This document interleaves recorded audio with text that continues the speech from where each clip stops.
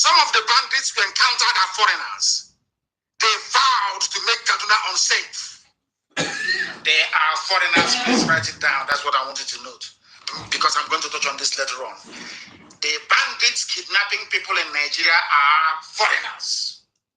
Some of them are aided and abetted by the ones who are local. And they have said they will make Kaduna unsafe, ostensibly for Christians who are in Kaduna.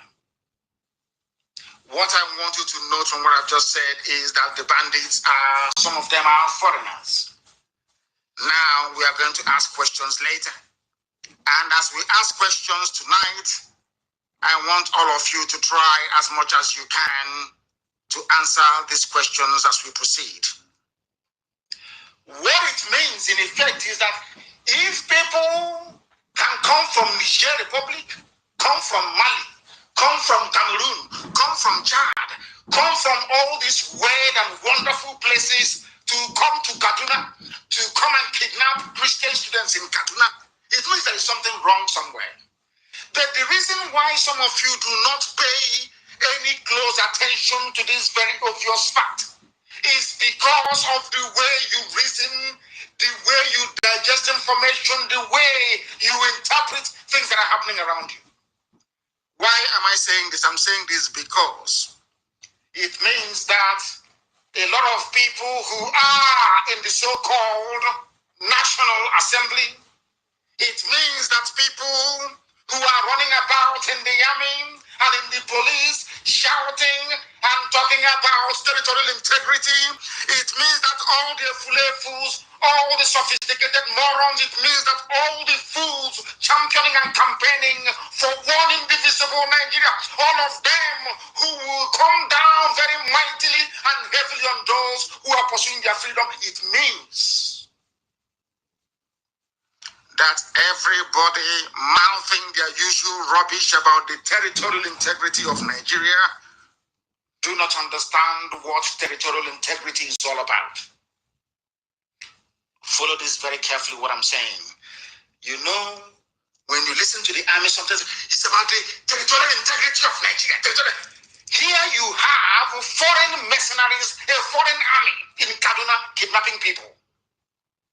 Very shortly, I'm going to ask all of you where you think these kidnappers are coming from and how come they managed to get through the border. These are the questions that you Nigerians never ask yourselves every blessed day. How did they cross the border, come into Kaduna, acquire AK-47, then go to school to select Christians to kidnap? These are the things you need to ask yourself. All these idiots in your National Assembly, with the exception of one or two of them, like Abaribe, and maybe one or two other persons, they don't even understand what territorial integrity is all about. The territorial integrity of Nigeria has been breached not once, not twice, not 3 times, not 4 times, over and over and over and over and over again. They don't know what territorial integrity means. I believe that they understand what territorial integrity is all about, because it is now a land of terrorists. A land of terrorists. The breaching of the territorial integrity of Nigeria, not on one occasion, but on numerous occasions, were carefully executed by the same Fulani people in Asarok, shouting about territorial integrity every blessed day. The same group of people. The same group of people. These Fulani Islamist politicians in Asarok and all over the north, with their Quislings in the east and their sophisticated moronic partners in the west, if you add a few pastors in between, you will not be mistaken. These Fulani Islamist politicians and their cohorts right across every shade, every color, every tribe in the zoo have themselves destroyed the territorial integrity of Nigeria by bringing in terrorists into Nigeria from across the Sahel to conquer indigenous populations. Fools like Dave Umahi and, should I say, Mrs. Tambuwal in River State, Mrs. Tambuwal. Fools like Dave Umahi and Mrs. Tambuwal must learn from this, because these people think that they are dealing with normal human beings from the north, from the Fulani Caliphate Sahel, not knowing that every Fulani politician is a hardened terrorist. That is the reason why they went across the Sahel to recruit people and give them cattle to disguise their identity. Or should I say, to validate their murderous mission. Do you know what is shocking about this whole thing? Not that these people are from Mali, from Senegambia, from all these places. These are the people they want us to give our land to do Ruga. Are you following what I'm saying? These are the same people that are telling us they are headsmen, it is their pastoral life and all that rubbish. These are the same people they want us to give our land to. I hope that some of you are following and you're listening, including Mrs. Tambuwal. I hope you're listening. You'll be talking like somebody who has been under the influence of Tombo for nearly 2 weeks. Do you understand it very carefully? Do you follow what I'm saying? The people that did the kidnapping in Kaduna, most of them are foreigners. Foreigners. And you're busy doing BVN registration, NIM registration. They also have their NIM registration. But they are not Nigerians. They are not indigenous to Nigeria. These are Fulani hardened criminals and murderers recruited by Fulani politicians from across the Sahel to come and take over Nigeria for them. Sadly, very sadly,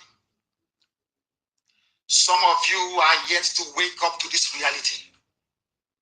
Some of you are still blinded by the idiocy and hypocrisy and the criminal tendencies of some of your pastors that I will come to later on. That was why I apologized in advance. I am going to annoy some people this evening. I must tell you the truth. Fulani Islamist politicians have destroyed the territorial integrity of Nigeria. They are the ones that brought in the affiliate terrorists from across the Sahel into Nigeria without proper documentation at the border. They're coming from Sokoto, from Katsina, from Kano, from everywhere across the north. They're coming with their AK-47, or they acquire one once they get into the zoo. They now go on a kidnapping spree and ransom. They leave this place, they leave the zoo as multi-billionaires. Nobody is asking the federal government of the Republic of Nigeria how. I've been waiting for this question every day. How did they get in? Who let them in? Nobody talks about these things. How did they manage to get to Kaduna, to a polytechnic, to go and take people who are in a polytechnic? How manage? They cannot ask these pertinent questions. Not a single one of them. What you have are idiots in the south. Say, oh, we need to build bridges. You need to try and form bridge with the north so you can get presidency. You don't know you are dealing with terrorists. These are not human beings. These are savage. These are animals. These are beasts. And these are the same people that you want us to do Ruga. These are the same people that Ojo Zokalo gave land to at Loba, that kidnapped some students of ABSU a few days ago. And of course, we know what we did. And they're very smart sometimes. They quickly released all of them. They should have held on to them. They should have held on. I was praying for them to hold on to them. Then we'll teach them a lesson. They will understand that every flesh bleeds. That is something they don't understand. Mrs. Tambuwal and the idiots like Omahi, You think you're dealing with politicians from the north. I feel sorry for some Yoruba pastors talking rubbish about Nigeria being one, all that nonsense. They claim their prophets, I will deal with them this night. Take up all armed robbers and criminals with the Bible. I will deal with all of you tonight. You people are there. Your so-called territorial integrity have been breached not once, not twice, not 3 times, not 4 times. By hardened Fulani terrorists recruited from across the Sahel. All you need to validate the identity is you give them a few cattle, you just give them 15 cows, that's all. They become Fulani pastoralists in Nigeria. That's all it takes. The only way they have managed to deceive all of you over the years is to think that anybody carrying a nama along the road is somehow a Fulani Nigerian or a Nigerian Fulani.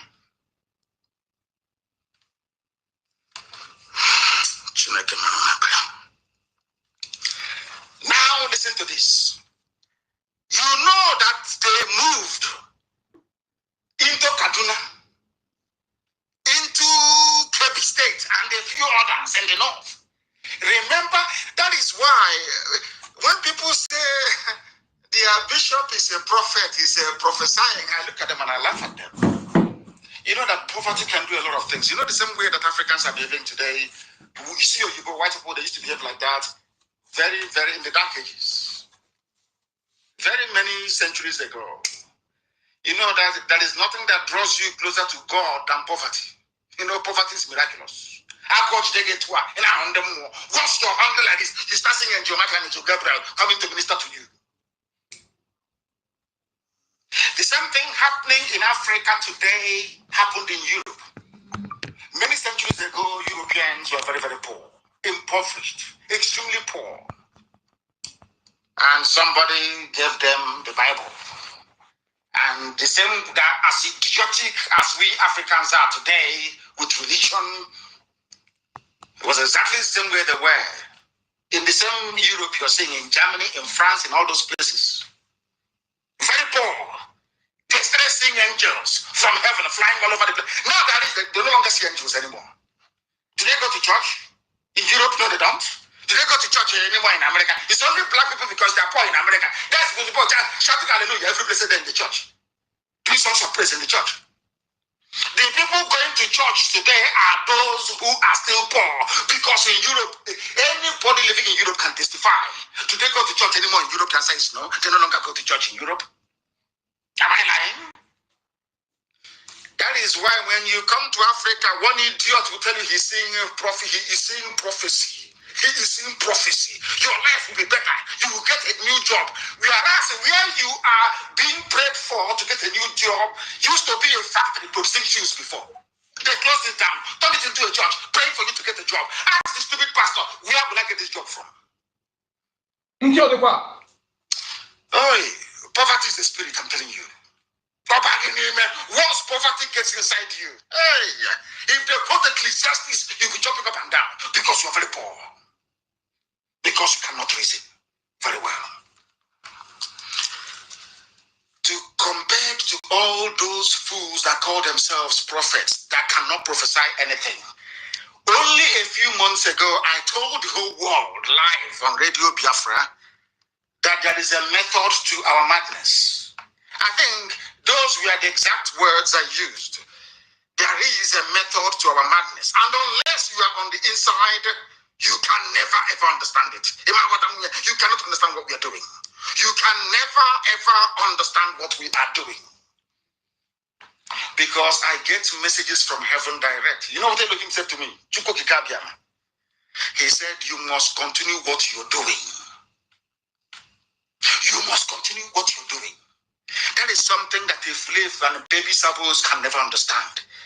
Every verse in Moses, heaven gave me a message, you must continue what you're doing. And I asked why. They said, I want to move their able-bodied men and women to the east. When they come to the east, you are going to kill them in the east. Those of them that can survive or that manage to survive will have nowhere to go back. So that in years to come, wherever they settle, they will tell their children about you people. I didn't understand what the message meant, and I kept praying. Elohim said, you will bring them down to your land, and the real terrorists that they are grooming will take over their own land from them. I still said, I don't understand. They gave me a message in Igbo language. Now I can see how that hand with which they've tried to feed poison to others, they will put into their own mouth. It shall kill them. That was what Elohim said to me.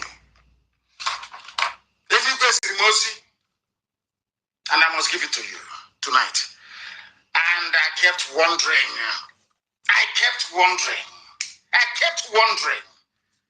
What is this whole thing all about? Until it started happening. I want to give you a very clean, fine example today as to what heaven meant by keep doing what you're doing, draw them to the east, and I will hand over their land to vandals. And the vandals are now in their land eating their flesh. I'll give a very simple example this evening. A humanitarian crisis is brewing in Zulu Emirates, in Kebbi State. Listen to the name. Bring your pen and paper, I said. Bring your pen and paper for goodness sake. And note everything I'm telling you. They said there is a place called Zulu Emirates. Emirates is the word I want you to note. Write it down. In Kebbi State. Their villagers are fleeing their communities following the invasion of armed bandits. The way Guardian newspaper put it is this: thousands flee Kebbi communities over invasion by armed bandits.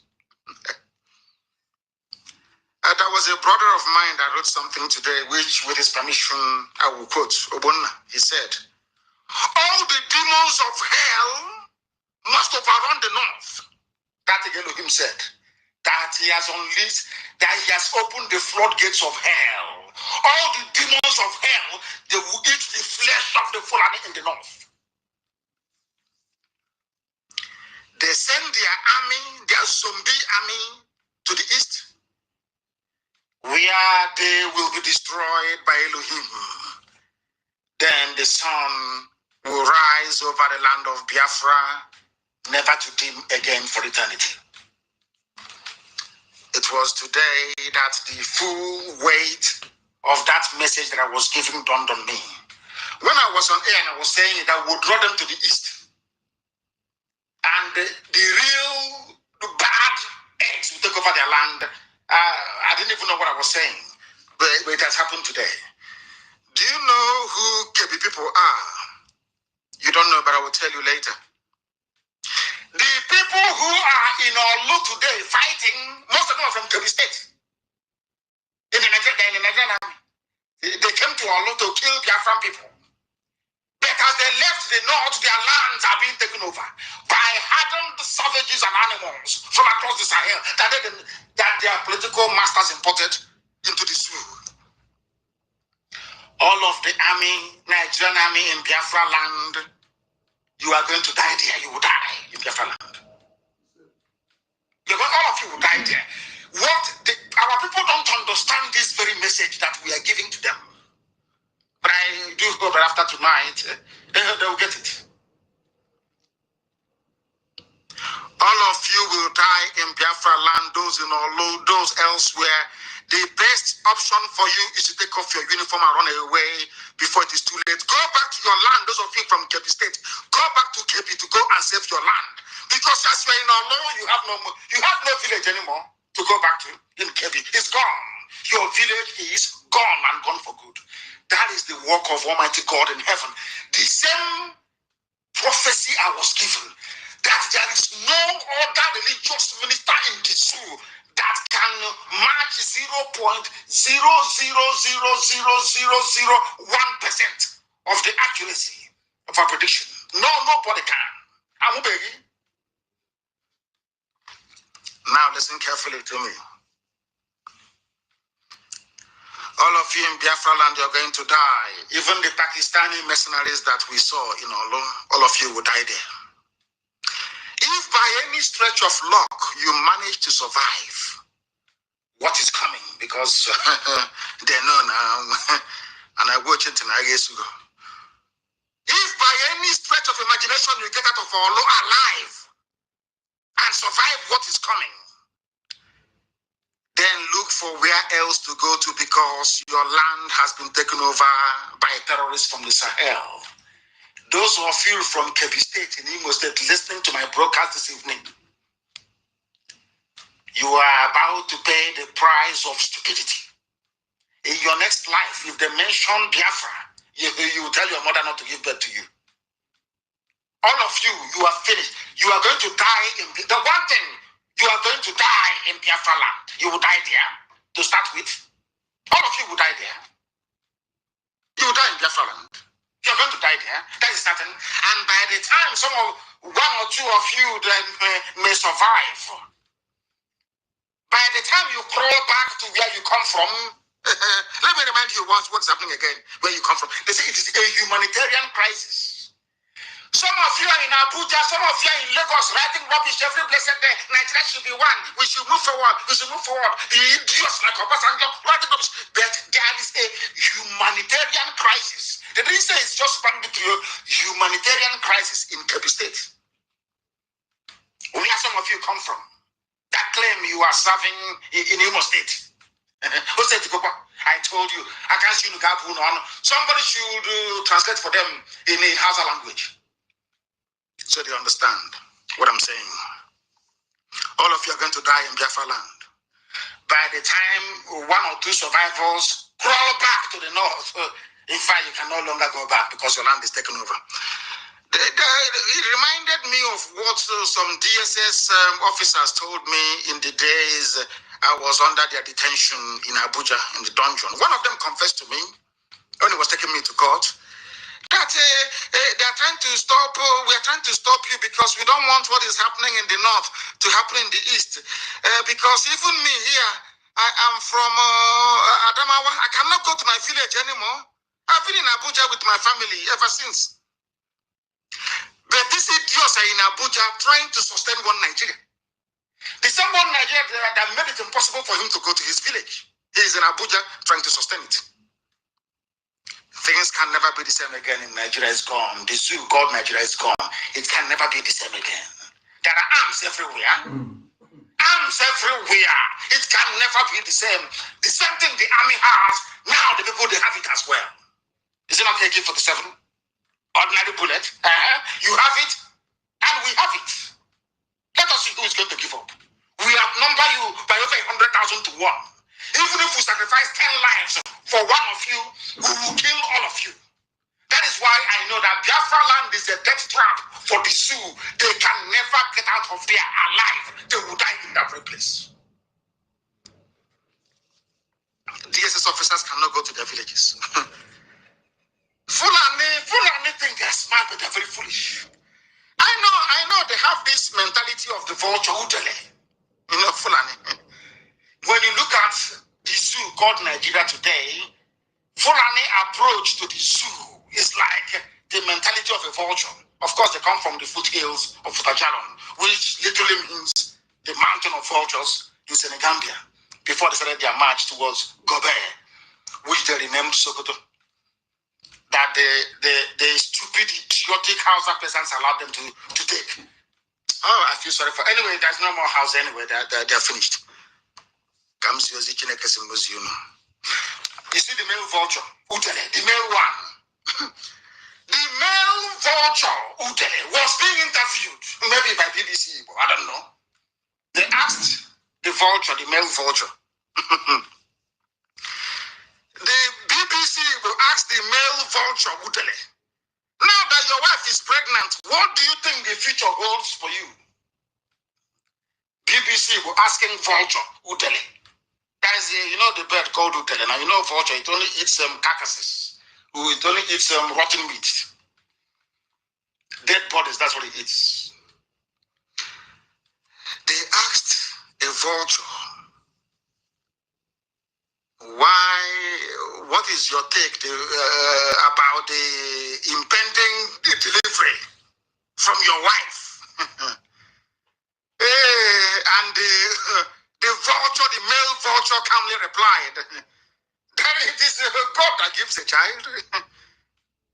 If my wife survives the delivery, we will celebrate.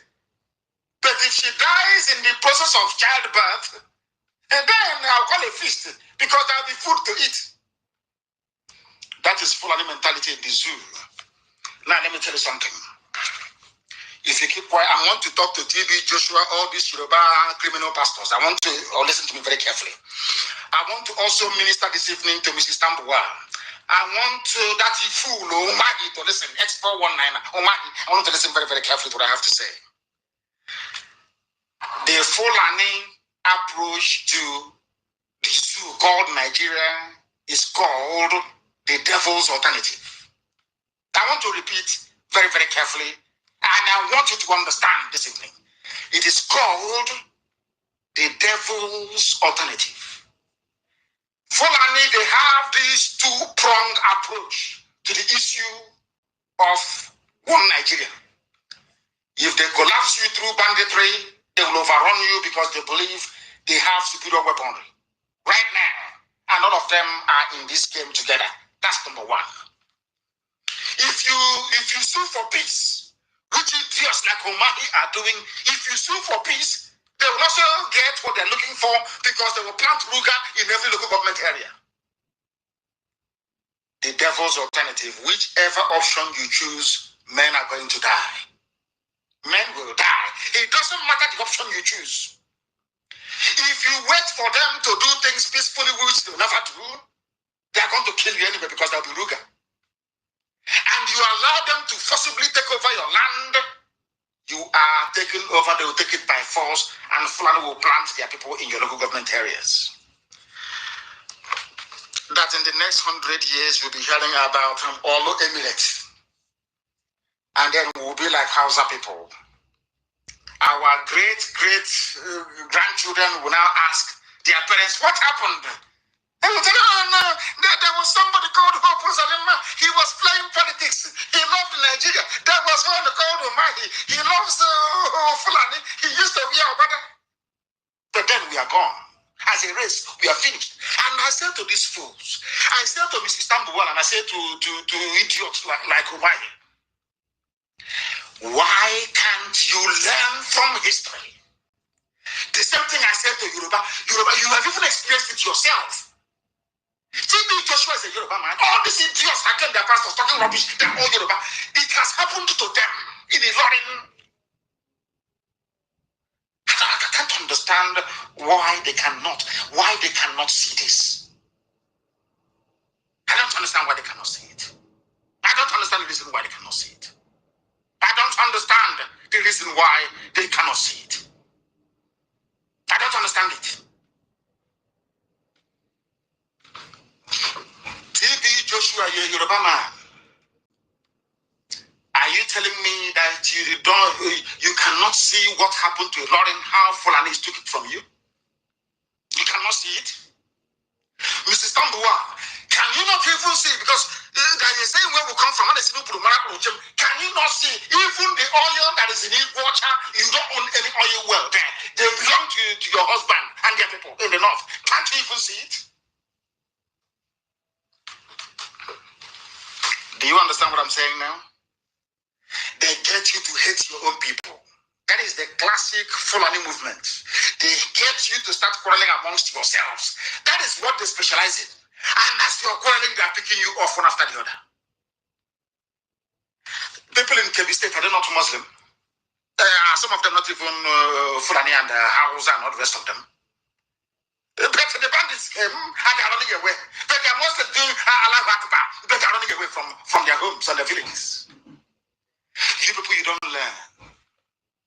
You know nothing. Now listen.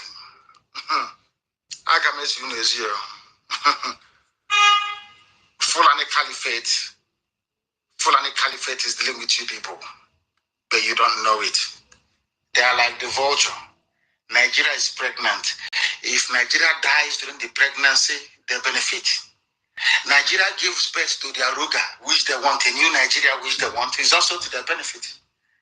The only people aiding and abetting them are these quislings, flavors from the East, intellectuals, and sophisticated morons from the West.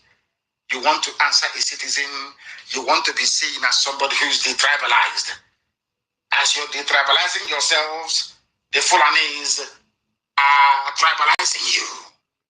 The Fulanis are tribalizing you because you don't understand anything.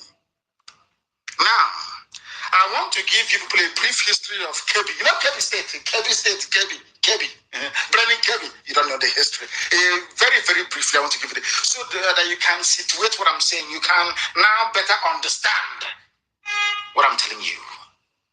Now, listen very carefully. Kebbi State that you're looking at, Kebbi, is a traditional Fulani homeland. Those they call the Banza Bakwai of Hausa land. Sorry, not Fulani, Hausa land. Traditional Hausa land. It used to be part of the Hausa kingdom. I don't know if Facebook has come again, even on Instagram. Zug are spending a lot of money to try to curtail us, but they have failed. KDB is a traditional Banza Bakwai state of the Hausa kingdom. And you may not believe it. Hausa people have been living inside the Kebbi state 600 years before Jesus Christ was born. It was Hausa. They've been living there almost 600 years before Christ was born. As part of the Songhai Empire and all the rest of it. Then in the second half of the 15th century, about 14 something and the rest of it, the Fulanis came for the first time in Kebbi State. I'm telling the soldiers now in all from Kebbi, I want to tell you your history because you don't know. Because you're very foolish. The same thing you're doing was exactly what the Fulanis did to your progenitors. And that is why you're a Fulani slave till this evening. You're in all, do you want Nigeria? One Nigeria for who? One Nigeria for who, I'm asking you? One Nigeria for who? Now listen. The Fulanis first attempted to conquer Kebbi State in late 1400s, many centuries ago. But in the early 19th century, they converted some of you to Islam. That's how they were not traditional Islamists before. The Fulanis came very shortly, telling them about Allah and Muhammad. Took some of them. I told you before, it used to be a Hausa kingdom, but today it is a Fulani emirate, the emirate of Kebbi. Do you understand me now? So if you are in the Nigerian army right now, serving wherever, thinking you're trying to defend Nigeria, your fatherland and all the rest of it, and you're from Kebbi State, I say to you, the Kwanyarasiam, because your state is gone. It is gone. It is gone. Kebbi State, for those who don't understand who we are, what is happening, Kebbi State is populated by Hausa people, not Fulani. Hausa are the owners of Kebbi State. But the Hausa people, they are in Imo State. Do you want Nigeria? Nigeria must stand. Our commander-in-chief gave us order. Nigeria is one, unity by force. But his village is gone in Kebbi State. I can't see how I go on. Dear me. In Kebbi State, you have Hausa people that are there. In Kebbi State, you have a sprinkling of Fulani. Now, let me shock all of you. You are saying, we are the North. We're the Northerners. It's rubbish. There's nothing called Northerners. Because inside even Kebbi State, there is the Leina people. Or Lerna people, if you prefer. In the same Kebbi State, you have the Busawa people. They are not Hausa. They are not Fulani. These are the minorities Obasanjo was talking about. They are going to suffer. Now I want to ask Obasanjo tonight, how about the Busawa people who have been chased away from Kebbi State by bandits? What's going to happen to them? Are they not suffering? You know, people come up sometimes, they claim because their name is known all over Nigeria, they can make whatever idiotic statement they like and they get away with it. Look at Obasanjo. Of course, he's not a learned man. He's not polished. We shall get to unknown gunmen later, because it was Obasanjo who introduced unknown soldier. Is it not true? It was Obasanjo who brought in unknown soldier. These days, people have unknown gunmen. We don't know who they are, but of course we're praying for them because they're doing a very wonderful work. Who brought in unknown soldiers? Not you, Obasanjo. Now you have unknown gunmen in the east, and the people are complaining. But when unknown soldiers went to go and kill Fela's mother, all of you were there. All of you idiots now preaching one Nigeria, you were there. Did you ask them then, reveal your identity? What's unknown soldier? You never said a word. Cowardly black people. In Kebbi State, we have the Leona people, we have the Busawa people, we have the Tukawa people, we have the Dakakari people, we have the Kambari people, we have the Gungawa people, we have the Kamuku ethnic communities, all in Kebbi State. Not Fulani. Fulani is maybe about 50,000 people. But they are the emir, they are the everybody, they are the prince, they are the emirate, they are everything. These people are not Hausa, they are not Fulani.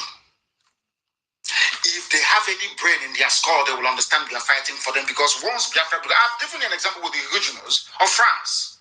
These are Protestants. They were suffering under the persecution of the Roman Catholic Church in France. England opened their doors and their shores and said, come, we'll accommodate you. Because I feel sorry, in the next maybe 10 years, the Busawa people will be no more, the Dukawa people will be no more, the Dakakari people will no more, Kambari people will, Gungawa will be gone, Kamuku communities all obliterated. In Obasanjo just one Nigeria.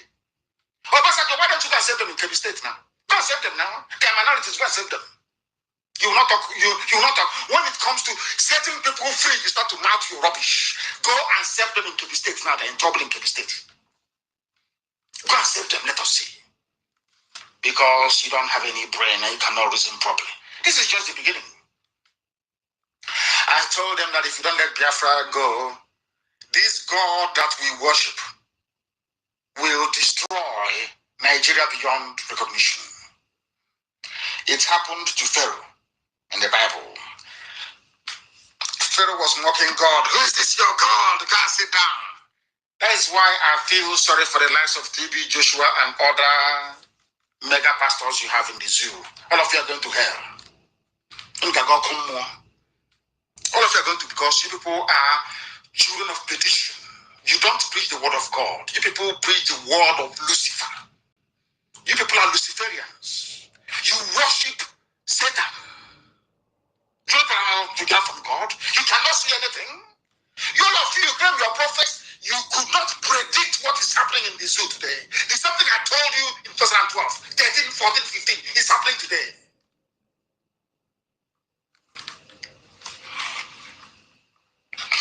Now listen. When Moses told Pharaoh that Elohim said, let my people go, he refused. He said it's nonsense. Hey, I'm talking rubbish. Are you not here? Are you not our servants here? It's something they're saying. Are you don't people have shops here selling motor spare parts? Are you people not the ones doing trading here? How can God come to save you people? And I said to them many years ago, Elohim said, let my people go. And I went on to add, if you do not let us go, Nigeria will be worse than Somalia. I made it very clear. I don't believe in stupid prophetic pronouncement. Very clean and clear. Somalia will be better than the zoo called Nigeria. If you don't let our people, if you don't let the children of God go, God will visit his anger. People don't know, as I told Britain something. Regardless of their first world state, I said to Britain, if you continue to meddle into the affairs of Biafra, God will divide Britain into pieces. Will cut Britain into pieces. But your pride, you will know it is because of Biafra, but your pride will not allow you to come out to say publicly it's because of Biafra. God will destroy Britain. Before the whole world, you will see it. Now they have realized their mistakes, that they are going back. Little by little, of course. God will destroy Nigeria beyond redemption. Many of you shouting one Nigeria, you're going to die. Many of you will die. Because of that one Nigeria, you're going to die. Write it down. Don't say, don't misquote me. Write it down. I said, all of you championing one Nigeria, prominently, you are all going to die. Not only are you going to die, your race, your lineage, your family will be wiped out from the face of this earth. Your name will be gone. Write it down tonight. Today's date is the 9th day of May 2021. Write it down on a piece of paper. All of you are going to perish. And I am bringing a curse upon every pastor who will ever open his stupid stinking mouth to talk about one Nigeria. Shame shall befall you. If shame doesn't befall you, you will not worship Almighty God in heaven and Him alone and no other. You not worship idol. I'm a Pharisee. I don't worship idol. You know that very well. Because anybody talking about one Nigeria is a child of Lucifer. If you talk about one Nigeria, you are a child of Lucifer. That means there is no God inside you. If there is God inside you, how can such a thing be happening in Nigeria now? How is that possible? How is that possible? I'm asking you. And you claim you're a child of God, you couldn't say it. Some of them claim we are children of God, we are this, we are that, we are prophets. You could not see, you couldn't have predicted. You're only coming out now to say, oh, don't worry, Nigeria will not break. Nigeria is not going to break. Now the country cannot break Nigeria. Sunday Igboho cannot break Nigeria. Did I tell you I was going to break Nigeria? God will destroy Nigeria because His glory cannot be taken by man. Some of these stupid, idiotic prophets claim they are prophets. They're like Pharaoh. They're even worse than Pharaoh. They read the Bible. They claim they are Bible scholars. They read the Bible. But they don't understand what the Bible is talking about. Because they worship the God of Mammon, the God of money. Tithes and offerings, that's all they're interested in. Private jets and flashy cars. They're not even ashamed. Do you know, as the leader of IPOB, I am ashamed to drive a car. Do you know why I'm ashamed to drive a car? Because people are contributing money towards a project of this magnitude. When I have a car, when people give me a car, I begin to feel ashamed of myself that I'm driving a car. Even when you buy jet, you're not even ashamed of yourselves. You are not even ashamed that the poor people who are contributing this money, they are contributing it because thinking they will go to heaven, thinking you pray for them, there will be a miracle. If you people claim there's a miracle, pray for miracle not to happen in Nigeria. You've been praying for many years. The more churches you open, the more mega auditoriums you build, the more party night you have, the more bandits are taking over your villages. Don't you understand it? Now listen. Pharaoh made the same mistake, and God will use Nigeria and Britain as an example to the whole world that Biafrans are His children. By the time the anger of God is done upon Nigeria, believe you me, oh God, if you see a Biafran, you start running. You are about to see hell in the zoo called Nigeria. Now, the stupidity of Hausa people in Kebbi State, stupidly taken over by Fulani people, the stupidity of the Lerna people, the Busawa people, the Dukawa people, the Kamuku people, the Kambari people, the Gungawa people, the Dakakari people of Kebbi State. Some of them in Nigerian army and in Nigerian police in the east, looking for who to kill. Whereas their village is gone. Kebbi State is finished, it's gone. Their stupidity is only matched by the idiocy of Yoruba media houses, their journalists, and their mega rich pastors. These three groups of people in Yoruba land. And my happiness today is that there are vibrant, young, energetic Yoruba men, even older ones, like Akintoye, men who are vibrant, coming out to fight like men for their freedom. Ignoring the fools and the buffoons on the pulpit. Very wicked and malicious men and women. All they care about is money. They claim they are pastors and they are prophets, they cannot see anything. They can't even see their backside, they cannot see anything. Every year you pray for Nigeria, every year Nigeria gets worse and you claim you're a prophet. Every time. Every year you're praying, let us pray for our country, let us pray for Nigeria now. Before you finish praying, your church is on fire. Bandits are taking over your village. Flying from Sahel are beheading and massacring people. The next Sunday, let us pray for Nigeria. Let's pray. You don't even God is sending you a message that the prayer points you're presenting before him, he doesn't want it, yet he cannot hear. I thank God for the Bohos, the Adams, Granny Adams of this world. I thank God for the Akintoyes of this world. I'm telling you the truth. Because if not for Yoruba agitators, the world will think we are mad. Why do you want to leave Nigeria? But now that Yoruba also wants to leave, Middle Belt also wants to leave, they will now know that we are not mad anymore. That our brain is correct. You don't know that? They now know that our brain is correct. These are the things you must understand. These are the things you must follow religiously and studiously for you to appreciate the miracle that God is doing. What is happening in Nigeria now is a miracle from God in heaven. God is about to destroy Nigeria beyond recognition. You have people that claim they are the men of God lying. They are holding the Bible and they are lying. If Nigeria is meant to be good, how come things are getting worse every blessed year? Just explain that to me, please. Explain it to me. Tell me why people you claim are foreigners are in your country with AK-47 kidnapping you and you're paying ransom. You're not even ashamed of yourselves. You say that Nigeria will get better anymore. How come those who are shouting every day, territorial integrity, you are there and it is being breached on a daily basis and you cannot do anything? 200 million people cannot remove one corrupt terrorist minister. 200 million people and you're telling me that you're a nation, you're a country. Shame on all of you.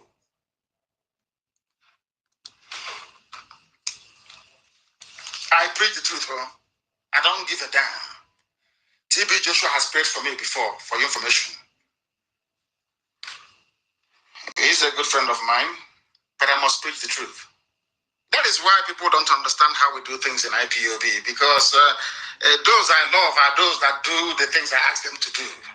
If you feel because I'm close to you, you can mess about it. I will explain it from the movement. If you do what I ask you to do, then you can stay with us because we are marching forward. Believe you me, we are. Unrestrained, of course. The stupidity of all these people in the army, Nigerian army, fighting civilians in the east as their villages are being taken over.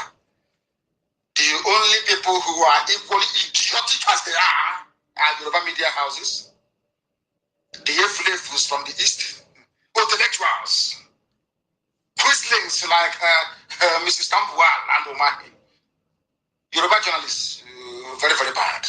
And the Igbo ones as well, and your mega rich pastors. They think if Nigeria collapses, where would they pack their jets? Because I know that in Yoruba land, you have savvy, intelligent young people, men and women, who are championing Oduduwa. Once Oduduwa comes, these are well-read, well-learned people. They will start paying taxes or parking those jets on the tarmac. They will start paying. They will start being controlled the same way that Charity Commission in England regulates the churches. They know. That's why you want Nigeria, where people are very, very corrupt, where you can do whatever you like. You come out and say, he's a man of God, man of God. He has 10 million auditorium.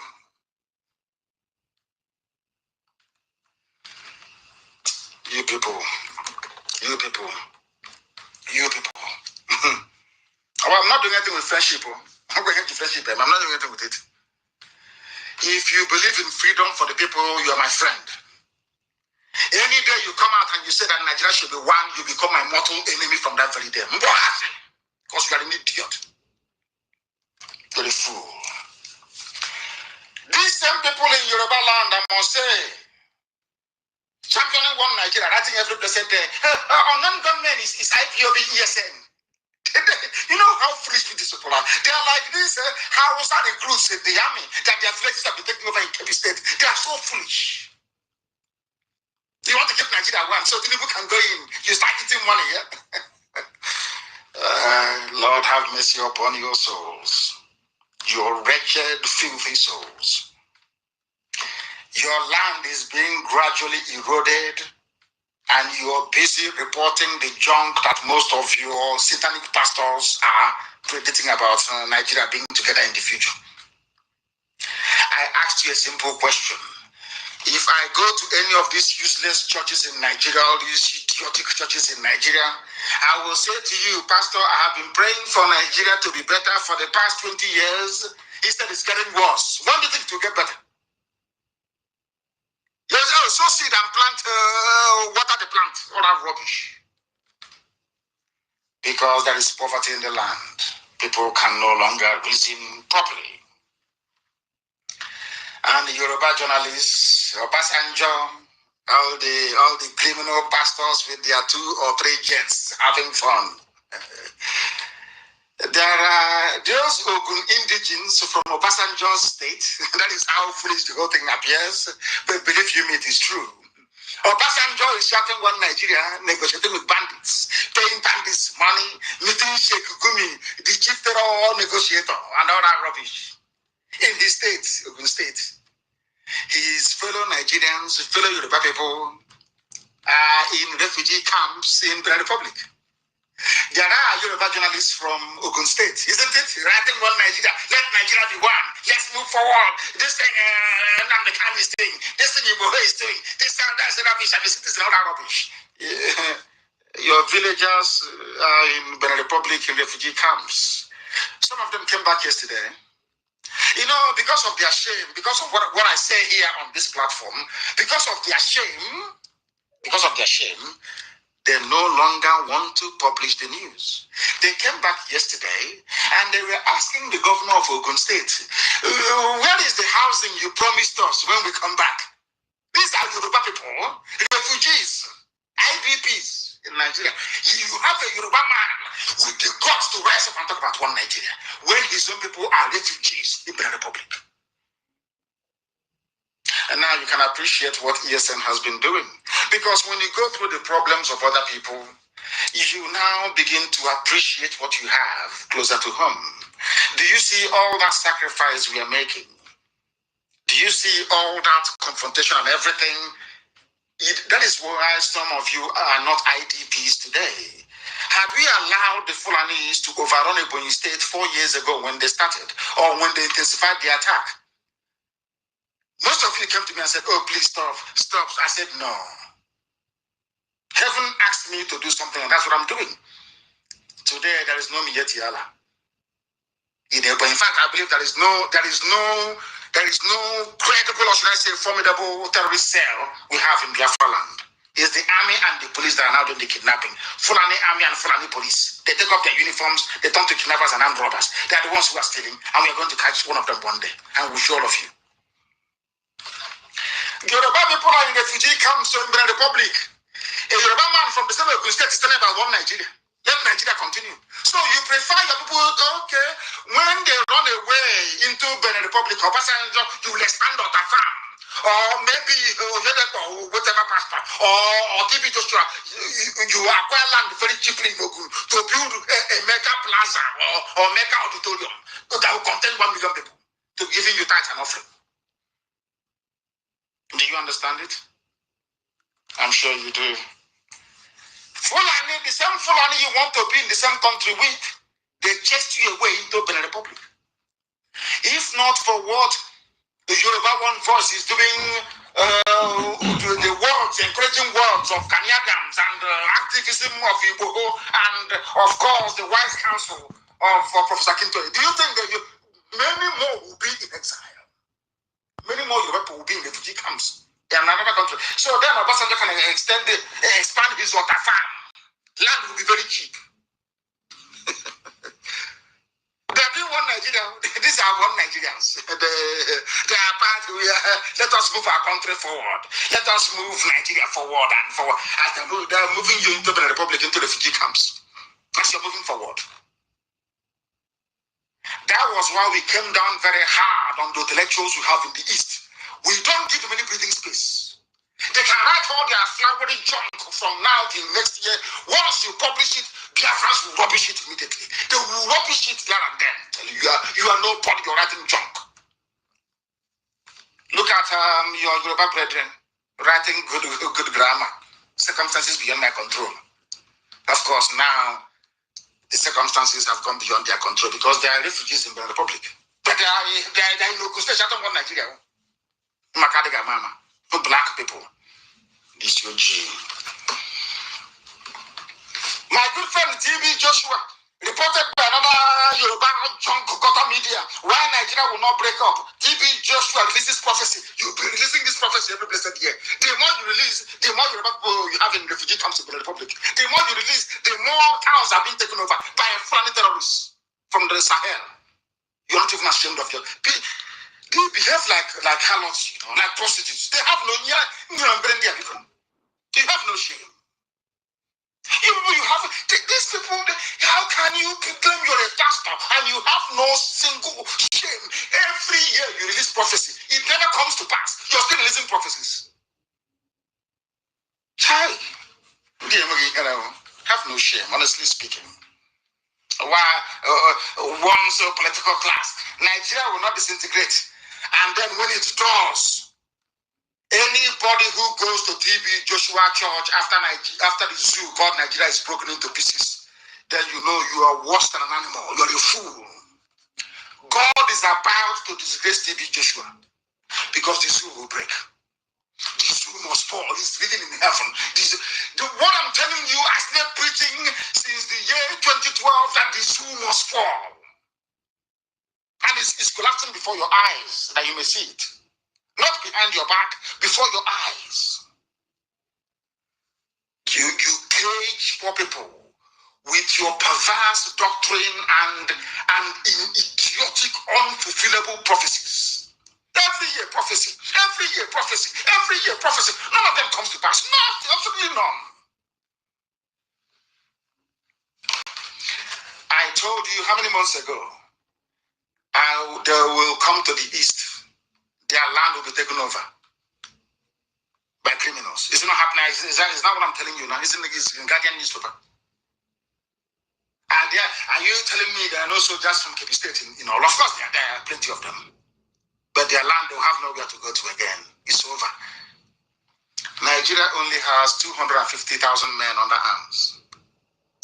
Only 250,000 men under arms. When I went to Omaba in Onitsha, the crowd that came to see me, the young men that came to Omaba in Onitsha outnumber Nigerian army. How can they win? I mean, it's incredible, isn't it? They know they're fighting a losing battle. You can never win. You can never ever win. Never, ever, ever. Everything from Yoruba is popular. The popular televangelist, everything, if you're not Yoruba and Yoruba media says something about you, you're not popular. It's only their own that is popular. Others are not popular. So, and parochialism. Everybody is about their own tribe. So other pastors are not so popular. It's only your own that is popular. Oh, dear me.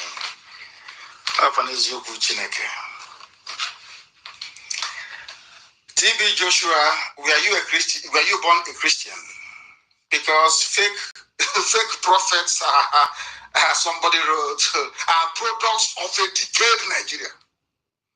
That is why you are stinkingly rich at the expense of your poverty-stricken followers. You have a private jet. Yet people in your congregation, they don't have any. Because you people are fake. You people are fake.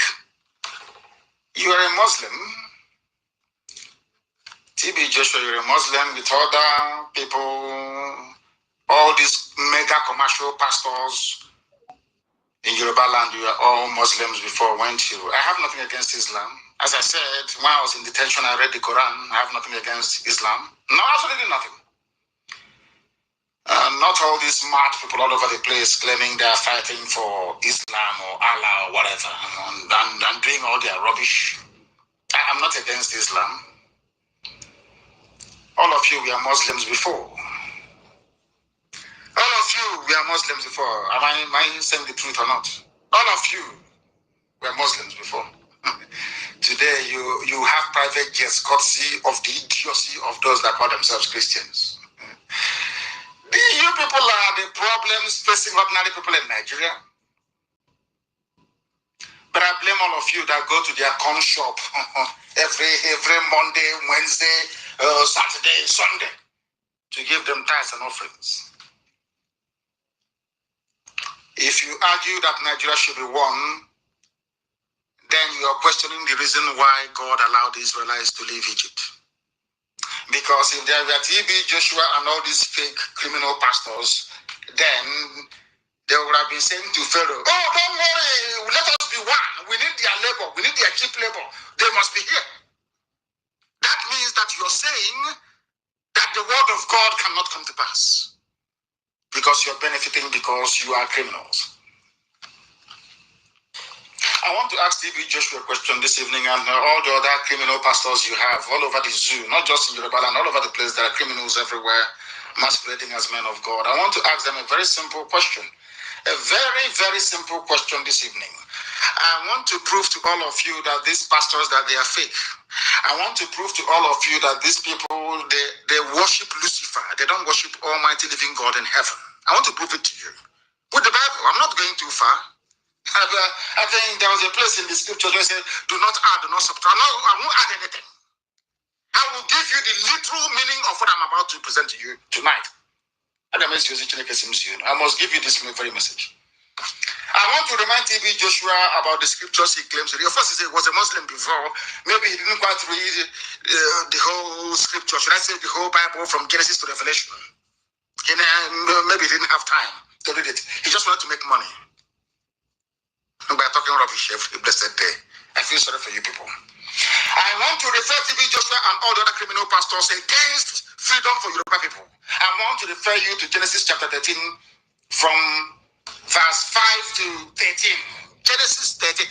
Those of you, if your Bible is closed, I will say I call it Torah, is the Old Testament. Go and pick up your Torah, the Old Testament, please, and open it up. Genesis chapter 13. And I'll read for you.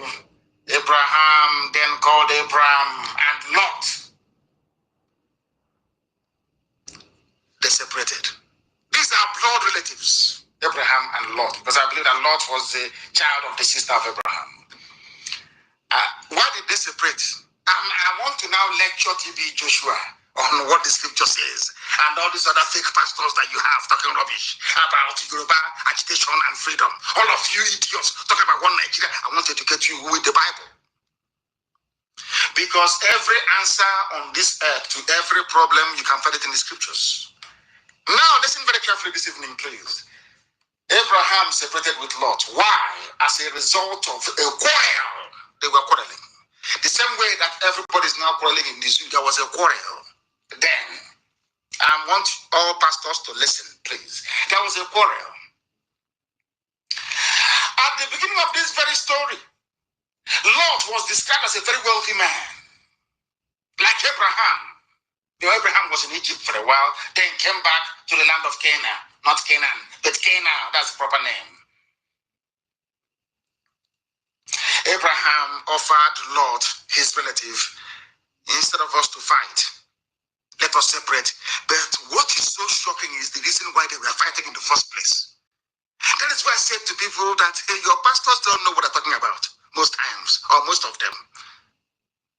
When I tell you the reason why Lot separated from Abraham, you will not believe it. It is happening in Nigeria today. What is that thing? And I will read verbatim what the word of God says, the Bible. Or should I say the Torah? And Lot also which went with Abraham, had flocks, and herds, cattle, nama, and ram and cattle. Listen carefully. And tents. Verse 6. And the land was able to bear them, that they might dwell together. For their substance was great, so that they could not dwell together. In the beginning, the land was very fertile, like Nigeria before 1960. After 1960, everything was okay. All was feeding large and everything. But in 1967, something happened that caused them not to dwell together anymore. Now, verse 7 of Genesis chapter 13, verse 7. And there was strife between the headsmen. The same headsmen you have today, or headsmen, is in the Bible. No? What made Abraham to separate from relative is the same headsmen, the Fulani headsmen in the Bible.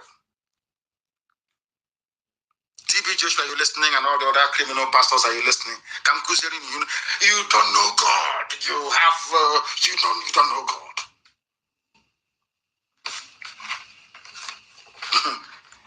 And there was strife between them. There was problem between them. I am referring all the pastors to Genesis chapter 13, verse 7. Headsmen. The same headsmen you have today in Nigeria. Headsmen. And when headsmen begin to cause trouble, the only thing to do is to divide. That is what the father of all nations taught us, Abraham.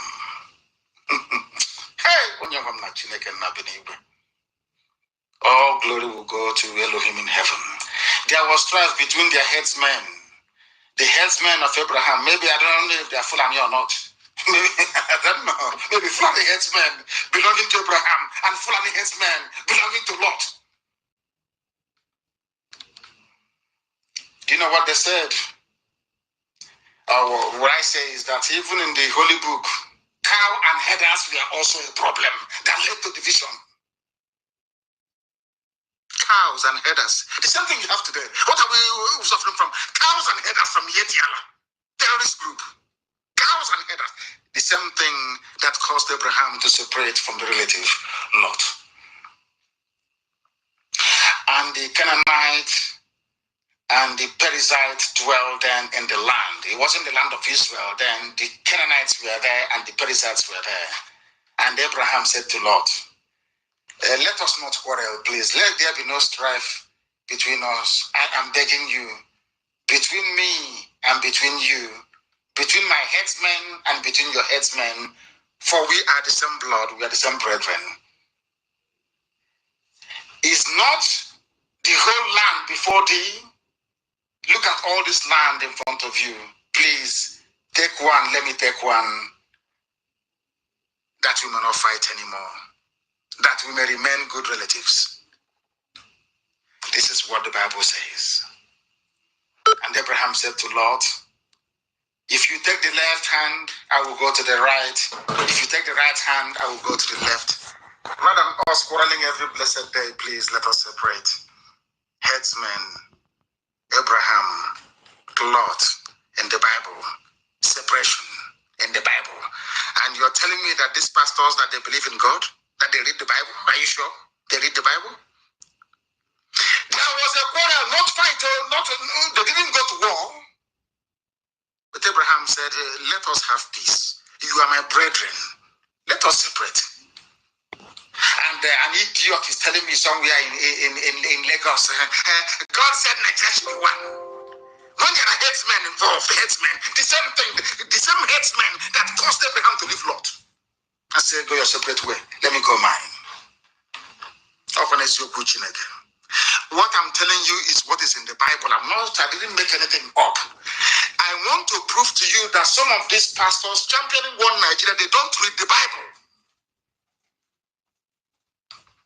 Tomorrow they say, Abraham is father of all nations. Abraham is father of all, but what Abraham did, you cannot do. There was strife in the land. Headers, Fulani headsmen were there then, moving cattle. Perizzites and Canaanites. And they clashed. It's not today that clashing started, though. They clashed then. And now, as we are clashing. Elohim said, let there be Biafra.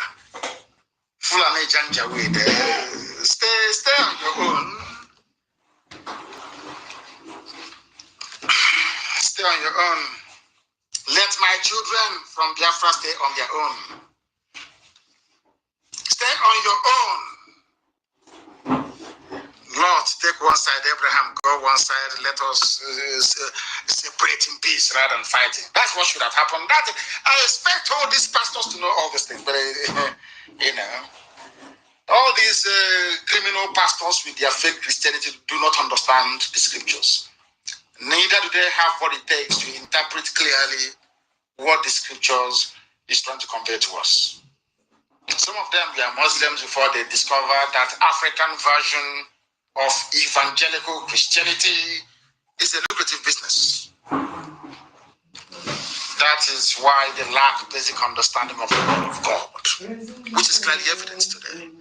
Because if they knew Genesis chapter 13, 5 to 9, they'll not be talking rubbish about one Nigeria.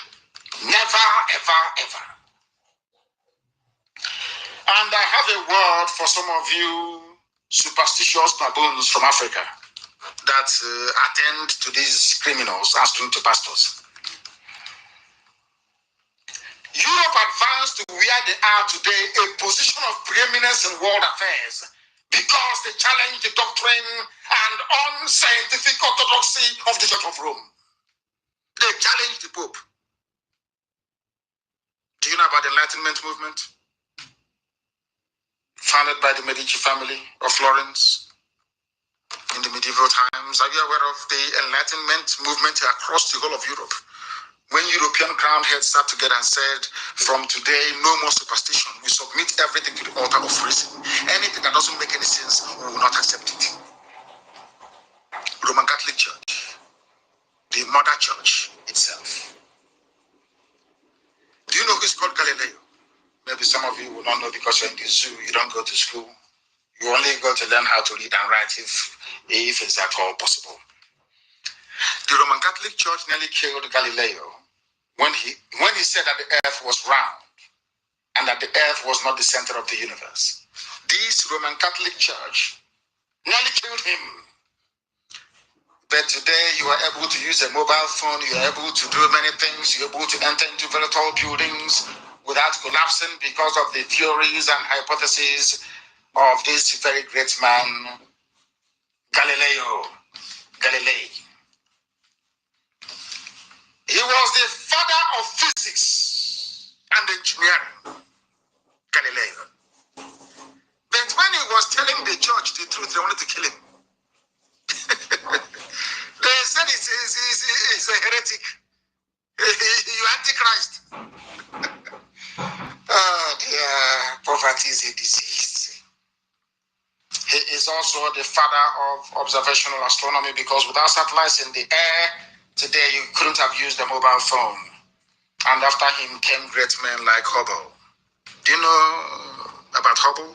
The Hubble telescope, have you heard about it before? No, some of you were educated in the zoo, you will not know. Galileo was ordered to turn himself into the Holy Office to see the Pope, to begin his trial for daring to hold the belief that the earth revolves around the sun, which was deemed heretical by the Catholic Church. Do you understand what I'm saying? Are people actually following what I'm saying tonight? You see an idiot that left Islam because he knew that Christianity is where to milk poor people dry without them asking questions, because their reward is in heaven. you see the trick? Your reward is not good roads here, not good schools, it's in heaven. They tell themselves they have private jets on earth. And you go to the next week, you give he's a man of miracle, because you are very poor. Poverty stricken. Black people. Do you know they no longer go to church in Europe? Because they're all affluent, they're very rich. In America, the same. As I said earlier, it's only blacks that go to church and shouting, screaming up and down, because they're the poor people. If you go to, they're the ones doing the cleaning. They're the lowest of the low. That's why they keep shouting every blessed day. You don't know that? Go and check now. Go to Africa. The whole of Africa is a church everywhere. The more church you build, the more poverty-stricken you become. You can never learn anything from it. What does that tell you? That tells you all you need to know. When we talk about some of them go defend now, you that claim divine knowledge of God. Some of you are complete idiots when it comes to the affairs of man because you know nothing.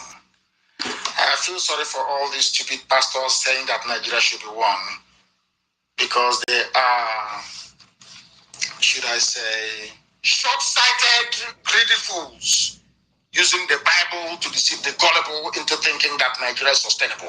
What is good about Nigeria should be sustained? Name one thing that's good about this room. Nothing. Name one thing I'm asking you, they cannot name anything. Maybe start an offering. They love tithes and offering, and you people idiotically you go every Sunday and you buy on the cash and they keep buying new jets. Telling you Nigeria is good. Nigeria, God has a plan for Nigeria. So God had a plan for Nigeria and He opened the borders to allow killers to come in to be killing people. What planet does people actually inhabit? Anyways, it's poverty. Once Biafra comes now, people will become very rich and very affluent. And you will see what will happen. People will submit themselves to reason, not to these superstitious mumbo-jumbo people talking rubbish. I saw something in your life. I see something in your life. Oh dear, these people. They even have 8 churches in one building. Well, some will do service 8 to 10, or others take over 10 to 12. So you see something of Holy Spirit. Europeans sat down and saw all of this rubbish many years ago and said, this is nonsense. Let us form the Enlightenment movement. That is why Europe is #1 in the whole world. By Europe, I mean, who founded who developed America? I don't know, Europeans. Brazil, Europe. Australia, Europe. New Zealand, Europe. Everywhere is Europe. You don't know that before? Every other person copied from them. You have to go and copy from Europeans. They are #1. God bless them. They are #1. Because they say, they see all these superstitions. When a cat flies past your house, or you see pussycat in the morning, you start speaking in tongues that your neighbor has come to get you. All this idiotic, black people. Ordinary pussycat pursuing a mouse. It's your neighbor that said to the pussycat. A tree that is in your village over 1,000 years old is in your generation that the tree is not an impediment. And you want to be developed. Black in this. You see, you know that poverty. Divide and conquer. You know that poverty is a evil spirit. When you're possessed by poverty, if somebody tells you to plant a seed and water it and do that, you'll be praying. Poverty. You know, they say Yahoo boys with computer. There are those with the Bible inside mega structures, shooting people every blessed day, saying that Nigeria can be saved. Ndoshi. They don't know anything about the word of God. I feel sorry for these people. Criminals. They are criminals.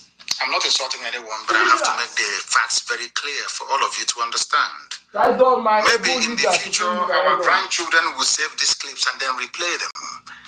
But I want you to remember something today. There was a time, the person who is responsible for the mobile phones you're using today, so to speak, Galileo, was called an Antichrist.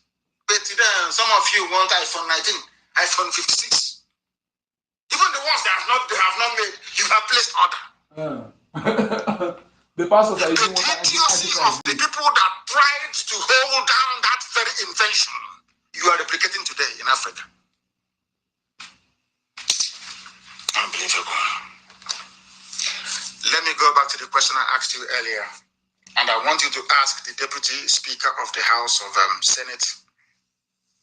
I want you to ask your governors. I want you to ask anybody around you tonight. Who brought foreign killers into Nigeria? Who brought them in? Why is it that that very question is not being asked every blessed day? Who brought them in to Nigeria? You cannot ask, can you? answer that question. Any day, all these criminal pastors can answer that very, very question. That very day, you will begin to reason properly. You will see that Nigeria is unsustainable. Are you telling me that these people, they love Nigeria so much? Let us assume that they are patriotic Nigerians. Why would you go outside to go and bring in killers to come and kill your own fellow citizens? If you claim you love Nigeria. As El Rufai, that midget is claiming today. The midget El Rufai, I'm asking you, if you claim, why would you go outside to go and bring bandits to be killing people? That was confirmed by students kidnapped from Kaduna Polytechnic, that they are kidnappers, most of them were foreigners who brought them into Nigeria. If you claim you love Nigeria, the same Nigeria you want to keep as one. The same Nigeria you want to keep as one. If there's anything that is a lie that I'm saying tonight, don't generalize. So come out and say that this is a lie. Roman Catholic Church wanted to kill, they want to hang Galileo for speaking the truth. Say to the man, Oga, the earth is not the center of the world, it's the sun, that the earth revolves around the sun. It spins. The man, hey, you can't say that. He's Antichrist. You're Antichrist. You're against Jesus. Go and kill him. Dear me. Today we know that the earth revolves around the sun, spins at a speed of over 1,000 miles per hour on its elliptical orbit around the sun. When it goes around the sun, when it completes one full cycle, it becomes 1 year. That's how you have 1 year. So you're in 2021, the earth is still spinning around the sun. When it completes the cycle, 2021 will be finished. We'll go to 2022. The man said that is how life is. They said kill him. He's Antichrist. Hey, open Uzioma Kane is in the end. Uzioma Chineke. Because this who has fallen. Who brought foreign killers into Nigeria? Nobody can tell us. And the media, Yoruba control the media, they should stop being afraid. Anytime they find one media house, every media house should go on strike and say they will not pay it. Fulani cannot do anything. Fulani only try. Live video. And I've noticed that they do control. Now they don't take control here. We are prepared to die. Now they don't take control. So now go find a live video now. To go back and try to, but of course, negotiation. No. Those that they sent to come, it's too late. Negotiate for what? Negotiate what? Restructuring or regionalism or 1960 constitution is too late now. If you want to know why, go to the book of Genesis, chapter 13, from verse 5 to 9. Because of Fulani, because of headsmen, let me not say Fulani headsmen, because of headsmen, the father of all nations, Abraham separated from the nephew, if I'm not mistaken. The same blood, he said, I don't want any trouble. Because of cattle, because of Nama. Because of Nama, the same Nama today causing us problem. Abraham said, no, go your own way, let me go my own way, please. I want peace. Because of the same cattle, the same Nama today in this zoo called Nigeria. And somebody's telling me they know the Bible. Somebody who comes out every day to claim he's a nationalist, a pride of Nigeria. He wants to be part of Nigeria. The so-called elite, that midget, that short engine in Kaduna called El Rufai. Short engine. He is part and parcel of the Islamist movement to conquer all of you. And this is for Mrs. Tambuwal to conquer you as well. Mrs. Tambuwal, are you listening? Maybe you're snorting your final cocaine before you take your Hennessy and go to sleep. Mrs. Tambuwal, are you listening? Your husband in Sokoto does not wish you well. You are an infidel. If you don't know, let me educate you.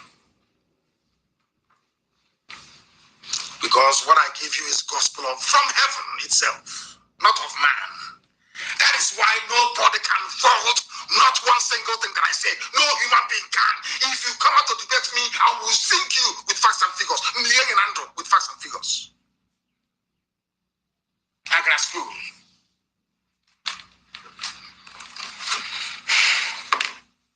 I feel sorry for the first wife of Tambua. There's one that is snorting cocaine and drinking Hennessy in Governor's Lodge in Iguacha, saying he's from Rivers. Does a human being, can a human being come from Rivers?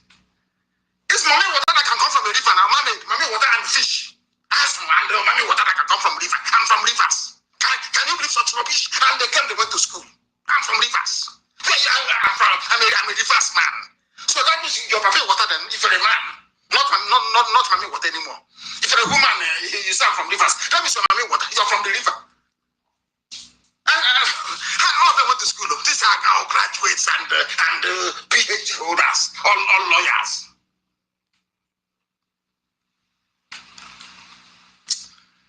I don't know why they're interrupting me. I don't know. I'm from Rivers. That's okay. Hi, Mami Water.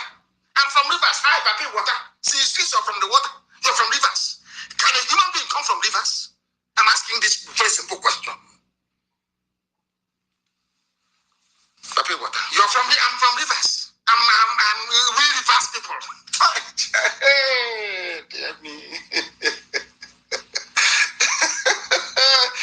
Maybe I'm from ocean. I'm from Oceania, or I'm from the ocean, or maybe from the stream. Stream. Or Iyokata.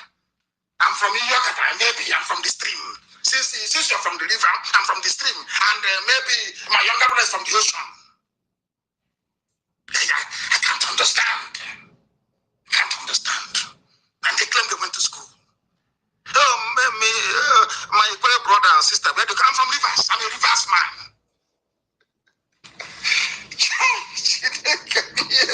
Hey, Lord have mercy. Dear me. Zoological Republic. Zoo. Let me preach the gospel that I've been asked to preach to you tonight. Who brought foreign terrorists, murderers, and killers into Nigeria? I want to tell you, because all of you do not reason. Tomorrow night he will appear on Channels TV. Channels will not ask this very man, why did you go outside to pay killers? Why? Let me read it for you. It is a Vanguard publication, December 3, 2016. Go and dig it out. What's the title? We've paid some Fulani to stop killings in southern Kaduna, but today they're still killing, they're still kidnapping. It is part of the game plan. It is part of their game plan. They planned all these things, but Mrs. Tambuwal or maybe Papi Water cannot understand what I'm saying. Because most of the time, he's under the influence of cocaine and Hennessy. He doesn't understand what I'm saying. Umar cannot understand what I'm saying. He's blinded by this, I think he wanted to be the president. They promised him vice.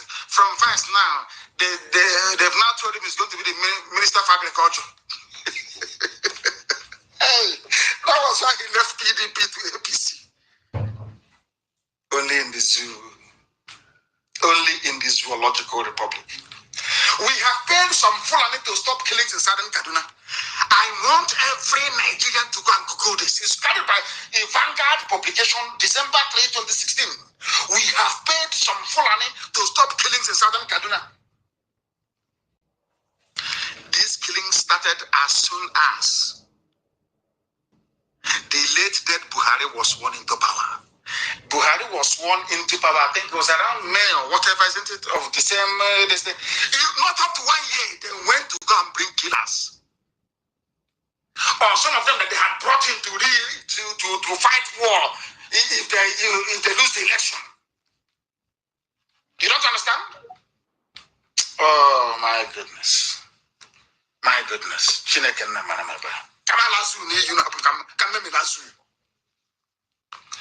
Let me read the news for you so you understand. Tomorrow you come out and Igbo should prepare and build bridges. They cannot, I know it was talking about me. You cannot be insulting people. You cannot be insulting people. You need to build bridges. What stupid bridge do I have to build with a terrorist like you? Let me tell you what has been happening in the zoo. That some of you may not understand, but I have to tell you all the same. Before you go and pay your tithe and sow your seed. Ndara. Use your brain. I want to tell you what has been happening in the so-called Nigeria. That the so-called governors, the same so-called Fulani elite, they are the ones killing you today. We'll try to fight back in not that pampas wearing non-entity in Imo State. They don't understand what we're saying. Vanguard publication, December 3, 2016. We have paid some Fulani to stop. Fulani, he said Fulani. The killers are Fulani. He said we have paid Fulani to stop killings in southern Kaduna. El Rufai. The Kaduna State Governor, Malam Nasser El Rufai, has said his government has traced some. How did you manage to trace people who are violent? How? That is the question. El Rufai, did you manage to find out where they were living? Now, follow this news very carefully, please. Kaduna State Governor Malam Nasser El Rufai has said his government has traced some violent aggrieved Fulani to their countries. A Fulani man is in his country, in the Niger Republic, maybe in Mali. You trust him to ask him, why are you angry? In Mali. What type of God? What type of God? What type of God made these people? Am I going crazy or what? Kaduna State Governor said, we have managed to trace some violent, aggrieved Fulani to their countries and paid them to stop the killing in southern Kaduna. What is this? What is this I'm asking people? Are you people, all these so-called Nigerians, what is wrong with you people? Governor, how do you know they're angry to start with? How do you know they're aggrieved? Oh, before they went back to Timbuktu, they stopped over at your house to tell you, madam, we are angry, we are leaving, we are coming back to come and kill.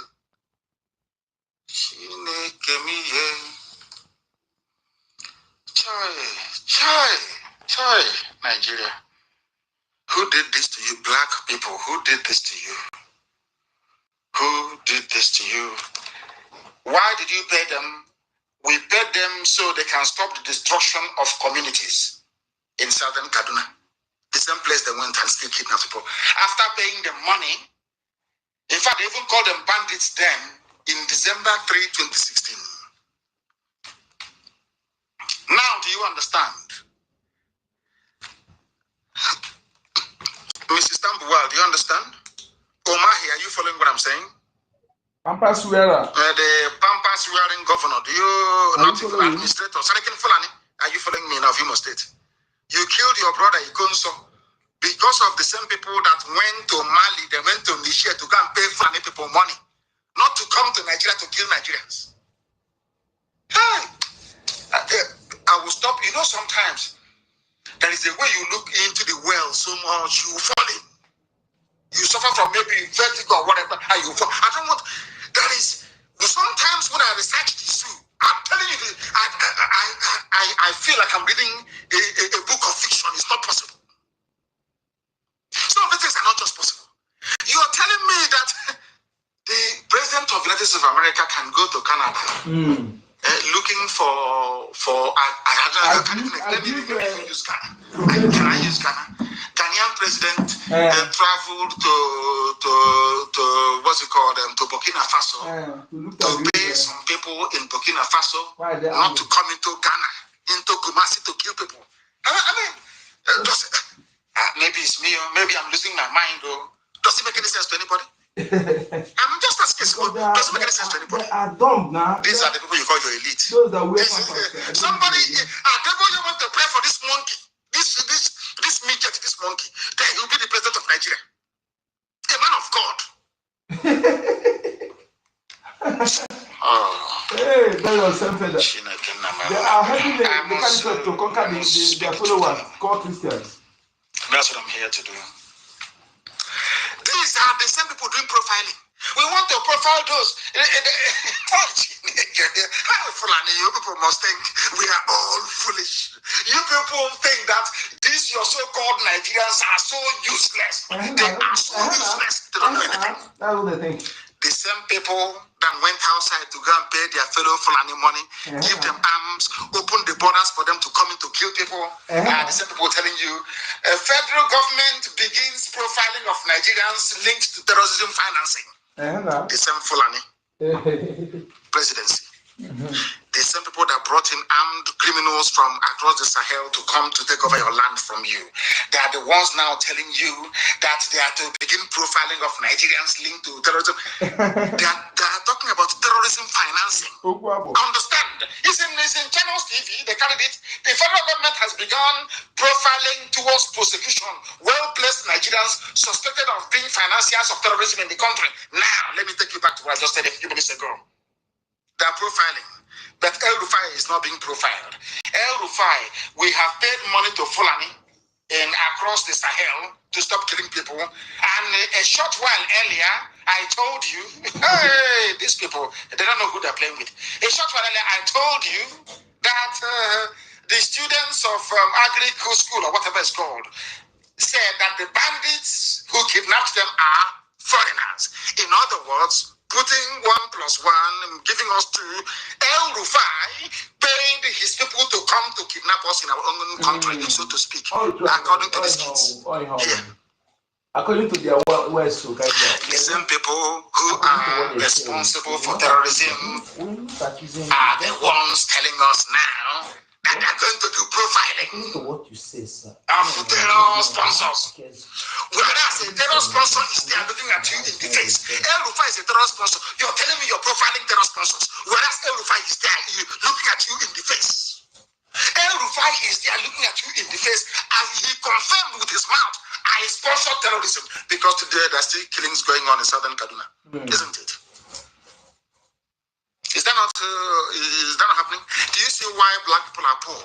Do you see why God sometimes just goes, when God is blessing other parts of the world, when it comes to Africa, he will just fly past and say, these people are not serious.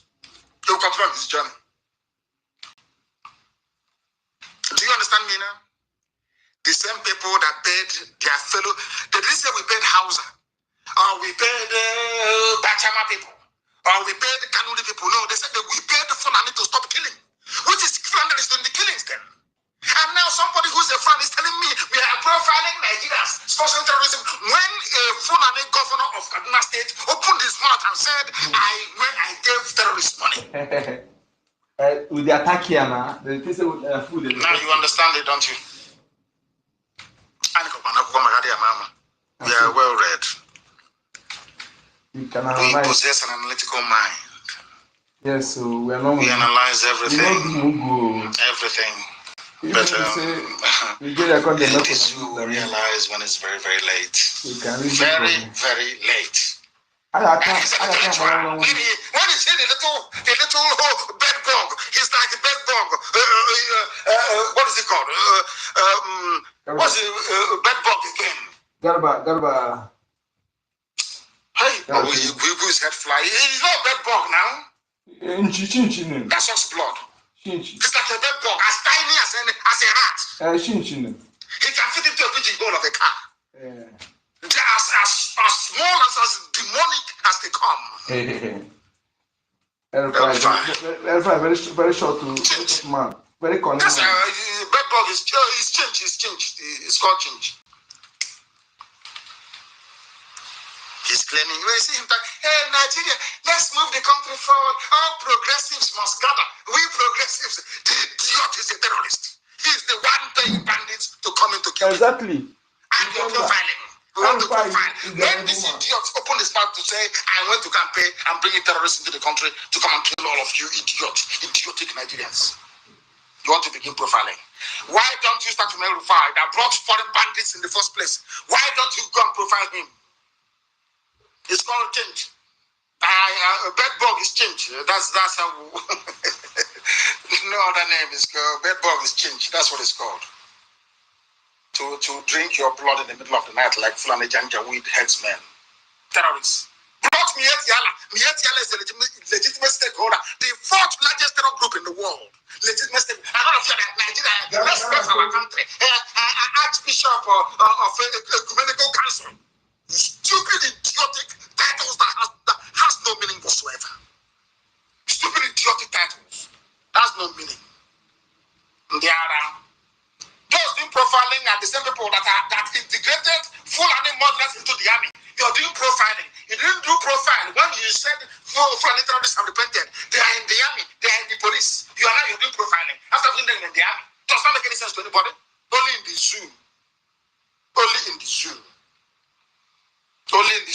whole republic.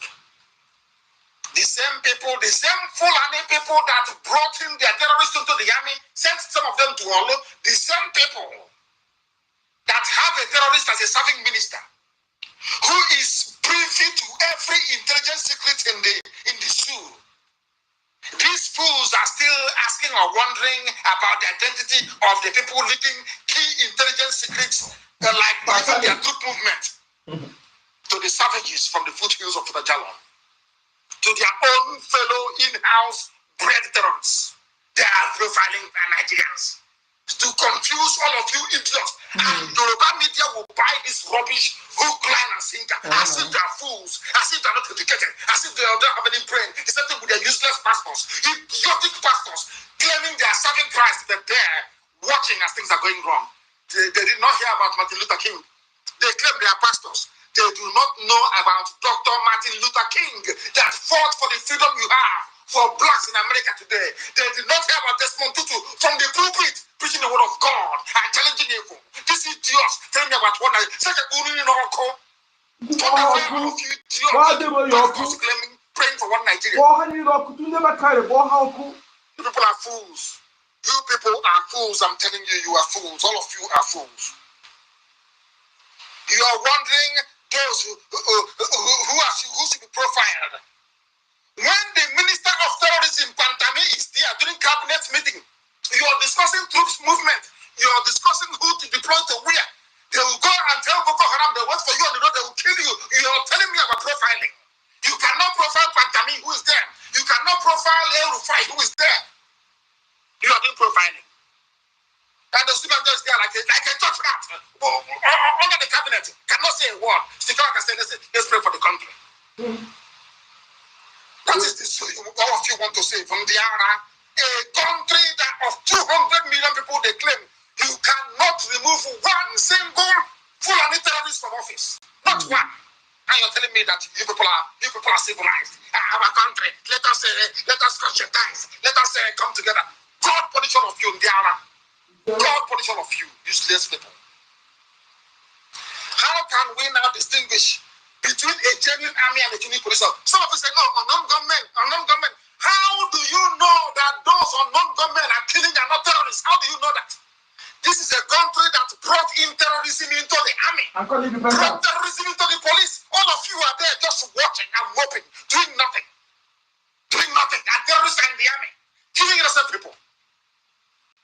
I said to them, I will cause so much havoc. I want to go to Hague to go and face trial in the Hague. After Hague, I want to go to Hague. So I will expose the zoo to the whole world, that the world may know how foolish black people are. They brought terrorists, the same killers of our people in our churches, they bring them into the army. What do you think they're going to do? Common sense. What do you think they're going to do? I'm asking you. What do you think they're going to do? All of you idiots in the zoo, what do you think bringing terrorists to the army is going to do? How do we know who is a terrorist and who is a regular soldier? How do we know that? Then answer my question. Is a very simple question, please. Answer me. How can we distinguish between even terrorists? So you're telling me now? That is why all of them are getting what was in different my God in heaven. Now, that is why they're Fulani getting terrorists from Niger Republic, from Mali, is in southern Kaduna, killing people and abducting. You arrest him, you rehabilitate him, you put him in the army. Is he a Nigerian or is he a Malian? My God in heaven. God in heaven.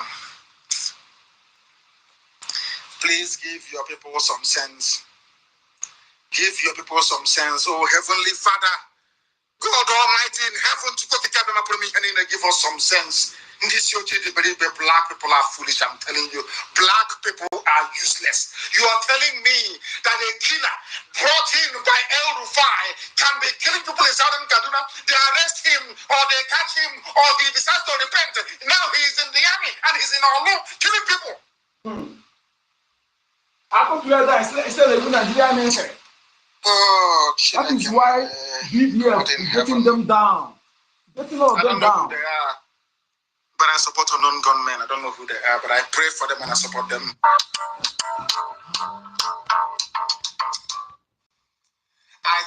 This is the question I want to ask Nigerian government in the court of law anywhere in the world.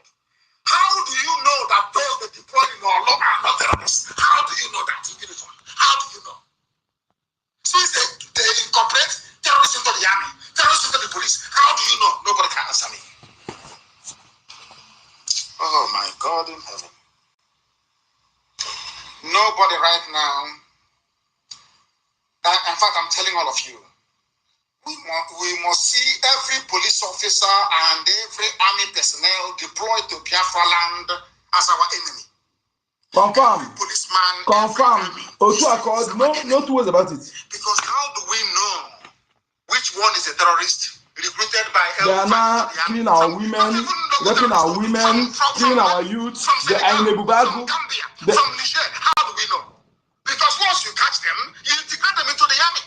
You don't ask them, oh, where are you from? Before we try. They are now in Ebubagu. The useless governors are recruiting them in AVG, in Ebubagu, raping our women, in Amufu, they are sacking our villages. When there is this clash, alleged clash between alleged police and alleged people that we don't know their names. I want to ask Daily Trust newspaper, Premium Times, these are Fulani newspapers. How do we distinguish between a genuine Nigerian soldier and the terrorist from Mali wearing army uniform that claim he or she has repented? It's a simple question. Because when we come from anybody validating Nigeria don't deserve to live. That army on a checkpoint, how do we know if they're terrorists or not? Just explain that to me. Because you people are the ones bringing terrorists into the army and into the police. How do we know? You see, you can never win against us. None of you can win against us. How can we distinguish between a Biafrans, Boku you have armor, Boku you have armor. That El Rufai and the Fulani Cabal, Fulani Caliphate brought in to take over our land from us. Whose intentions and concept is to us have.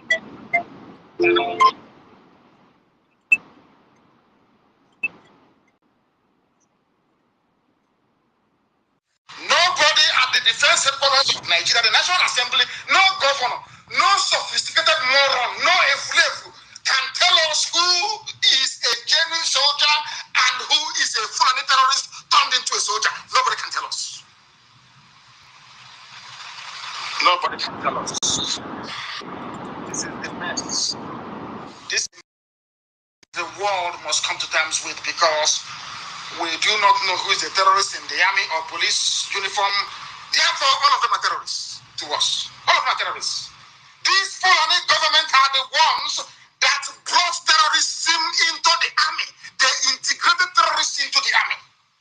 Now you understand why they decided to deploy exclusively Fulani officers to lead the invasion and occupation of Olo and parts of Biafra land.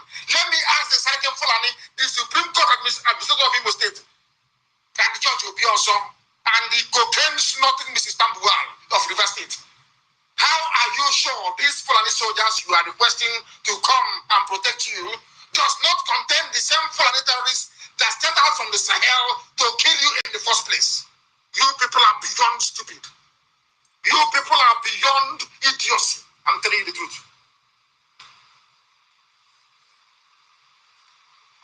Beyond idiocy. Beyond fully. Come here, see because the time now is 3 minutes past 9 p.m. in the land of Biafra. 3 minutes past the top. I must preach. If you want me to stop, I will stop. It's 2 hours. If you want me to stop, I will stop. I've been given a message to preach and I must preach it. That the world may bear me witness. That in his time, he came and he spoke the truth. Not minding whose cause is gone. We must defend our land. We must get them down. Biafra fund our defense forces. Fund our Southern officers deploys northern commanders to quell tension in Southeast. Only northern officers. Only northern officers. How do we know? That is how the zoo runs. Send southerners to Borno. Send the northerners down to Imo State to come and kill people. Because they are not from your ethnic group. And as you're coming, you're going to die there. You will die and your land will be taken over by the real terrorists this time around. Let southern officers go and police their land. You say, no, they cannot go. You bring people from the Sahel. They don't speak English, they don't speak Hausa, they don't speak nothing. They come with the AK-47 to kill, to maim, to pillage, to rape, and to kidnap. And you want us to tolerate it. It is raining very, very heavily where I am. Please, you must bear with me. You must bear with me. It is raining very, very heavily. You may hear the noise, but I must preach the gospel that Elohim has mandated me to preach. I must preach it regardless of what the weather says. Thank you, my able leader. Thank you so much. I just want to refresh the memory of our people. Yes, that is why I decided to play all these past broadcasts of our leader to know how it started. Yes, to know how it started. Today in a harmful, there are in a Bubago, all the Bubagos, all the people who are in a Bubago, they are all repentant Boko Haram. Those that speak Igbo there, they are Fulanis. Sapele is a Fulani, Kalapele is a Fulani, Oganiru is a Fulani. They speak Igbo fluently. What they do is that they lure our innocent youths, lure them by telling them we want to vigilante, or they trick them, lead them where they will be vulnerable, and they got killed. NGOZI or Abeze have slaughtered, have used these people to kill thousands of our youth these few days. We must understand how it started, my people. That is why if you are not supporting, you are not donating to fund our BDF, the only security we have. They have created all different types of security. All these things they created not to protect you. I want you to understand this, my people. Look at when it started. They admitted of importing them. They admitted of importing them from Sahel. El-Rufai admitted. They paid them. Now they call them repentant after they have displaced millions out of their homes in Benue, Kaduna, kill millions, even pregnant women rip their stomach off, and even some of them they drink the blood of their fetus. And now, what did they do? They know that when they come to this the Biafra land with the same style, the same modus they use in the north, what did they do? They started from attacking Imo Correction Center. Remember how it started. They attacked Imo Correction Center. They went there and released the inmates, and they were shouting IPOB. They tell the inmates when they asked them, they should say the IPOB. You know? But when then Special General of Police with the hopeless, so they say the IPOB. Our leader Mazinaka came that task and warned them, give them ultimatum. Because he is not IPOB. If he's IPOB, he will admit it. Then people begin to lambast them. They came and changed their tongue that it's not IPOB. The useless, hopeless later consider that the 70% of those who attack Imo are not Igbos. You know what did they do? That is how they penetrated. They began to attack. They target. I have to ask myself, when you all the police officers they are killing, because some people sometimes they cannot reason. We know this thing have happened during the genocidal war. They wear Biafran war, Biafran soldiers uniform. They went and rape our people in OGOJA, rape them, kill them. You know why they are not Biafran soldiers? They dress like ESN. What did they do? They began to do. People were doing power. They'll be going to the area, monitoring the area. They have everybody youths. Then they had Abakere. Then what did they do after they finish Abakere? They will go back and change to the uniform, and Abakere will lead them. They will go and begin to kidnap those everybody youths, harvesting their organ. You know. So, but this thing, I wanted to come and say, these people don't know them. Though the police have killed our people so much. At the same time, we began to analyze. Why is it that all the people they are killing, the police they are killing, army they are killing, they are all from Biafra land, and so no Fulani ever involved. No Fulani. When you know that in the Biafra land, the majority of the soldiers, police, they are Fulanis. They took our people, they put our own people, they put them in Sabisa forest to be killed. So I began to ask myself, does it mean anytime they want to come, are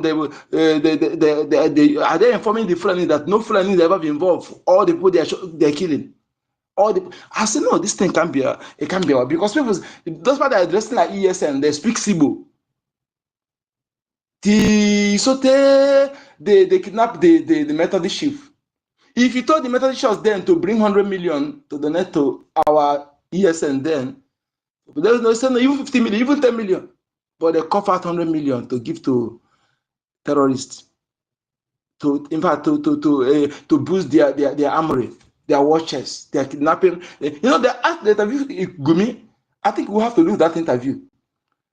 Gumi said that yes, they use the money to buy weapon. Gumi, the interview, Gumi, this Gumi says he speaks without fear and has not been arrested. You know, is that even Gumi self, not even the Tinubu have mouth to arrest him. But when an Igbo man says something that is the man that said that if they could not protect them, they should bring IPOB to protect their markets, their shops. If the Nigerian government cannot protect them from their market being, their shops being set ablaze. Because of that, the man, they arrested him and put him in dungeon, DSS. And later they say they charge him for 3. Later they drop all charges for him. What they do, because they want to jail him, they say because he paraded himself as chief without permission. Hey, you know.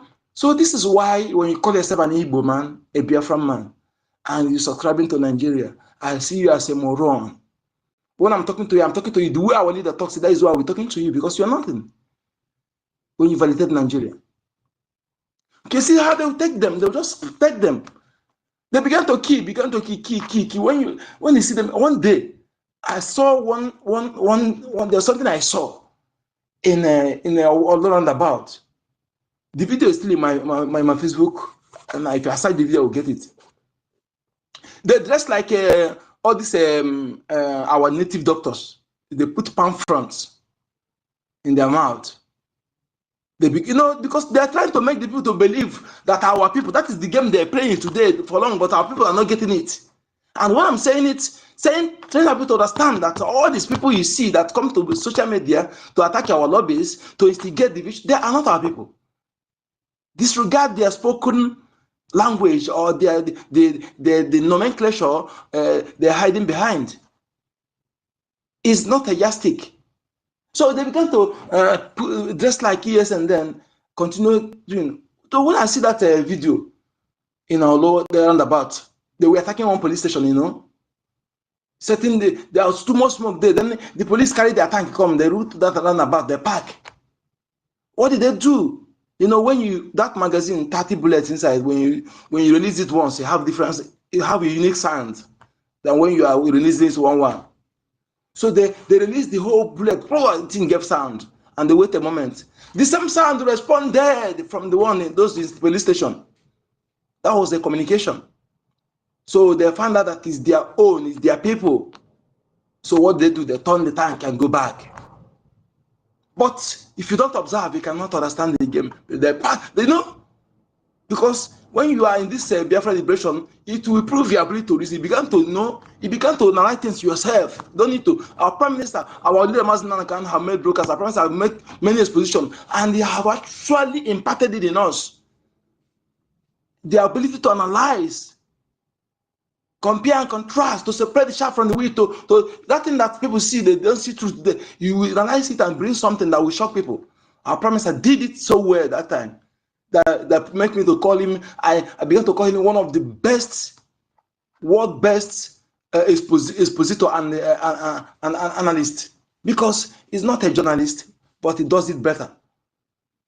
Then again, in a place they call him outside one market in the way. They shoot sporadically complete 4 hours, and one or two poles. From there, who are there guiding, they did not do anything, don't check body. Then it dawned on me that these people, they know themselves, they work very pursuit. So I began to tell our people that these people that they are the Fulanis, but our people, stop cheering them when you see them. Don't because they speak Sibo. I was in my page that time, I was trying to, because I've seen something that convinced me that they are not us. One, I see three evidences. One, why is it that no Fulani ever involved in all the police and the army they are killing? Does it mean no Fulani that you come to our Biafra and you see the police, you see they are all Fulani, majority are Fulanis, because they start our people where they can intimidate our people, But anytime they attack, The people they are killing are the Southerners or Biafrans. You do what Biafrans? Secondly, the communication they use gun sound. Thirdly, the one they in our place they call Amausa. I began to say no. When Obiano was the election that brought in this Solumumu, the educated fool. The election that brought in Obiano, the security attached to Obiano, gunned down. Maybe perhaps they want to go and eliminate. I don't know who they want to eliminate. They went there. They gunned down 2 of them. The pictures still on my ass now. The picture. I mean the videos of those Fulanis. The unknown government. They were unmasked, very masked. And after they gunned them down, they unmasked them. Behold, they are Fulanis with their shams. Then in ESN gunned one of them down that time, and also unmasked him. Behold, Fulani. Then I begin. Something that shocked me. One thing that shocked me. That I said that BBC Igbo. In fact, those you even see in the BBC Igbo, they're not even Igbo self. There are Fulanis that speak Igbo. I'm telling you, I challenge them on this because I've seen evidences so much that convince me what I'm saying. So BBC Igbo that was accusing IPOB when they kidnapped that Methodist chief. They were saying IPOB without evidence. So their reportage is if you go in Google, you see it because they did not retract it. They were accusing IPOB. Even when the Methodist chief came out and they confessed and said that categorically that those who kidnapped people were Fulanis. Even those who speak Igbo fluently in them said they were born in Law Quanta, according to the soldiers. Said they speak Igbo fluently, very fluently. You know, said they were born in Law Quanta. So that they are Fulanis. Yet, despite that evidence, the BBC doesn't retract it. So even that day that this non-government were gone down, Fulani terrorists, no media reported it. The so-called BBC that goes around to report any slighting about Mazin and they will exaggerate it. Anything about our IPO, they will exaggerate it. To paint, you know, they will exaggerate it. Just to and suppress truth about what is going on, disseminate falsehood against Mazin Nanikan. BBC did not report that unknown government because they unmasked them, and the video were there. People gathered there. I captured the video. People sent me the video. So, but BBC did not. No Nigerian media carry it. Then I began to say yes that this all this media they are actually media terrorists. They are abettor. The abatement of gross human rights abuse, gross crime against humanity, against Biafrans, killings. They're supposed to be the voice of the voiceless, voice of the oppressed people. Rather, they turn out to be the voice against the oppressed people and become voice for the oppressors. Then I concluded that I will not forgive any media reporter in Nigeria. They have deviated from journalistic ethics.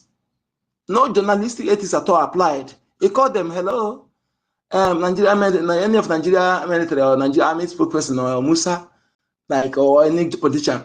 I want you to report this. There's somebody that might make it, reported that is IPOB, that hit them. Reported that is ESN. Give me your account number. Okay, sir, Trump, sir. Envelope, put money in account, they report it. No investigative, no invest. You know, you see, when you see these people, you know, they think that they will live to eat that money. When we are saying this, look at how our leader was speaking here bitterly. And somebody who don't know where we're coming from, we say, it's insulting with this. You know, when people are suffering, you that's supposed to be their voice because of money and what money can buy, you choose to abet, to be complicit in the crime being committed against them. You choose to be against them by using the media that's supposed to be used to let the world know what is happening, but rather use the media to suppress the truth, to put more allegation on them, to blame the victim. Then you call yourself a media reporter. That if you have relative media, especially those in Biafra land, you are inexcusable. Whether you are being paid, whether you are being caged, that is rubbish. You resign. Yes, go and look for job. You can't flow because of your personal interest. Because you want to get money, then, or because of your just single life, you are one person's life. Then you support what have taken the life of thousands of our people. Then say, I'll forgive you. People, let me tell you, these people never see madness. So I'm telling you, people, sometimes when I look at these people, they think that they're arrogant because they later care to put fear in people. Fulani, I can pluck your eye out, I can chew it, I can remove your scrotum and chew it, swallow it. One thing about us is that we don't initiate fight. Before we engage decided to fight, we have considered every other alternatives. You know, we have considered all the pros and cons, the negative and the positives. You know, consider all around. We consider all options. And in this time, this is the option they gave us. Britain and their lapdog gave us this option. Either we sit back and relax and conquered like slave, coward, sit back and be conquered like cowards in our own lands, seeing our women raped, our daughters raped, our son being given a chocolate and sleeve in our own land, you know. So either we sit back and like that and accept that, or we fight. So we have chosen to fight because I'd rather die on my feet than living on my knees. Yeah, this devil's alternative. Either we sit back cowardly and begin to, for immigrants to come and take over our land and begin to unite on our heads, using our head to sit down in our own father's land. I run outside, I come to my own land again, I run. We don't have anything in common with Britain or Fulani. You know, in fact, we accommodated other indigenous people. We are the oldest here, that place. We have lived there thousands of years before other. It's not a fabrication, it's facts, verifiable. Your father knows it, your ancestors know it. But our ancestors being humanistic, life valued ancestors. That is why they say they believe in live and let live. They had what it takes to conquer, to overrun other people. But they never did so. They demonstrated it when they fight the colonial criminals. Others took them whether a year or 1 year, 2 years to conquer. But they fought them for 40 years. They dealt with them. They did not even, until they went and brought their missionaries, those who came to pretend as if they cares. They had to penetrate into our people and get some certain secret, you know. They used the warrant chiefs, those offenders. The warrant chiefs today, that lineage today is where you have saboteurs, the saboteurs Yojuku, the same after the Genocidal War, because how the war ended, you know, those who occupy leadership position are those criminals. That is why we have more saboteurs. That is why we have infected blood in our midst today. When some of our people say, who did this to us? But because some of them don't reason this aspect. Otherwise, we are the most united people on this planet Earth. Everything we are, they sponsor the opposite. You have to destroy us. So no media reported this Fulani unknown government. That was how we unmasked them. People say, oh, so these Fulani people are doing this. But before they were masked, many of our youths, they have kidnapped many of our youths because they dress like ES and they began to speak Igbo. That's what I'm telling our people today. This NGOZI or Abu Fulani, the people who surrounded her today in the so criminal terrorist group they call USB Nigeria, with the DPM Nigeria. They are all Fulanis. All the Fulanis born in Ausch, born in Yoruba land that speaks English. Some of them are those who are medially visible on camera, those who are off camera, you know. But in the Bubagu, all the Bubagu, those who are speak Igbo, all the Bubagus are so-called repentant Boko Haram. And those of them who are speaking Igbo, they don't be distracted. They're not Igbo, they are Fulanis. And what they are using them, these people that are speak Igbo, the Organiru Biafra. So ask yourself, why is it that immediately this criminal NGOZI Oraboeze entered, immediately Organiru that is against it at home, I've confronted him on space here. Because I said, listen, you're not Igbo. Despite you speak Igbo, you speak deep, but you're not Igbo. because we have unique accents. That is why I don't like any Igbo man that fake his accent. Your accent is your identity. I love when people say I sound Igbotic. I love it. Because that thing, accent, no matter that he was speaking that Igbo, but the accent is there. I said, no, this one not Igbo. He tried to pretend. I said, no, go and stop this. Your accent is your identity. Don't change it. Anybody see that changes accent, that person, don't trust that person. Do you not trust the person? You are born in Africa, born in Biafra and in Lagos or whatever in Africa, begin to sound American, sound British. You are a fake and you can't be trusted. So, my people, this is what is going on. Oganiru in Hamufu, Oganiru, Ngozi of Fulani, usually make Oganiru the effect useless governor in a non-existing USB, shadow USB. And Oganiru used that opportunity to lure our youths. I said, when this thing started in the way they were rushing to follow this evil woman, Oganiru used that opportunity to kill many of our youths. And when they hear that I communicate with Adade Orama, I have to tell Adade Orama, that person you are communicating with is not a Biafran. Adade Orama says, yes, he had realized that he said that within 3 months he make him make him governor of a useless non-existing USB. Our youth begin to die, people begin to slaughter people in mass. Now, something Caterpillar is doing. My people, if you're a Biafran person, I know whether you are Igbo speaking or non Igbo speaking, no Biafran will kill a pregnant woman with a clear eyes and rip out the stomach. In that way, not just say by rip the stomach up and bring the baby out. No Biafran person will do that. Whether you Igbo speaking or non Igbo speaking, I punch for them with a clear eyes. No. And no Biafran person will go and kill 3 little children that has they're no harmless little children. Kill them, he did not take their body for ritual. He just killing them for king's sake. No Biafran person will do that. I'm not talking about those who do ritual. Those who do ritual can do this, but not that you just kill the people, kill them, and just for killing sake and leave their body there. No Biafran will do that. Only Fulani will do that. No Biafran person, no matter how, will not feel remorse, feel pain, we're seeing our women being raped and killed, our women being slaughtered. So if you're a Biafran person through blood, you know these things that will be difficult for you to do. You should also agree that another Biafran like you that have 10 blood like you, at least 70% of those, what the person can do. Okay? So when you see those who are doing things that's strange to you, that's strange to us, that's something that is not peculiar to us, don't say, unless they're those born in the north and radicalized. Otherwise, don't call them your people.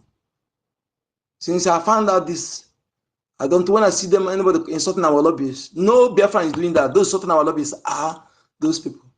They come to instigate internal hatred. You see those people coming to call us Biafra, and something like that time. There are these people. Please let me take this call. I'm going to be back. Just a minute. So what you have, they take you now.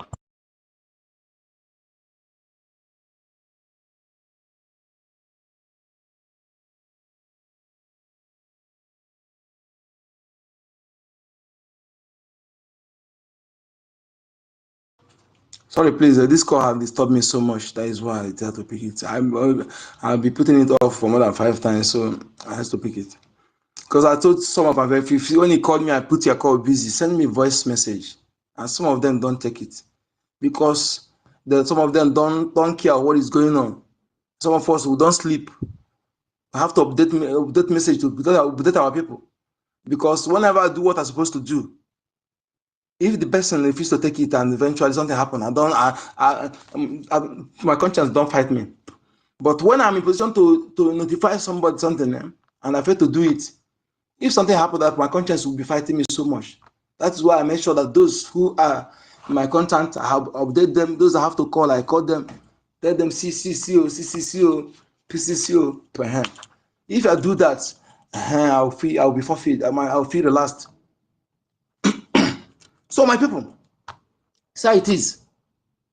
I must tell our people these things. All the people we see in Ebibago that are speaking Igbo, even if there is true Igbo people there, maybe one or few.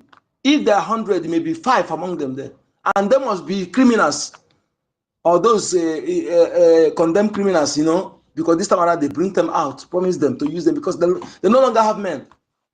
They recruit all the repentant Boko Haram. Where are they? They bring it in Biafra land. They are the one kidnapping, harvesting organ, extorting money.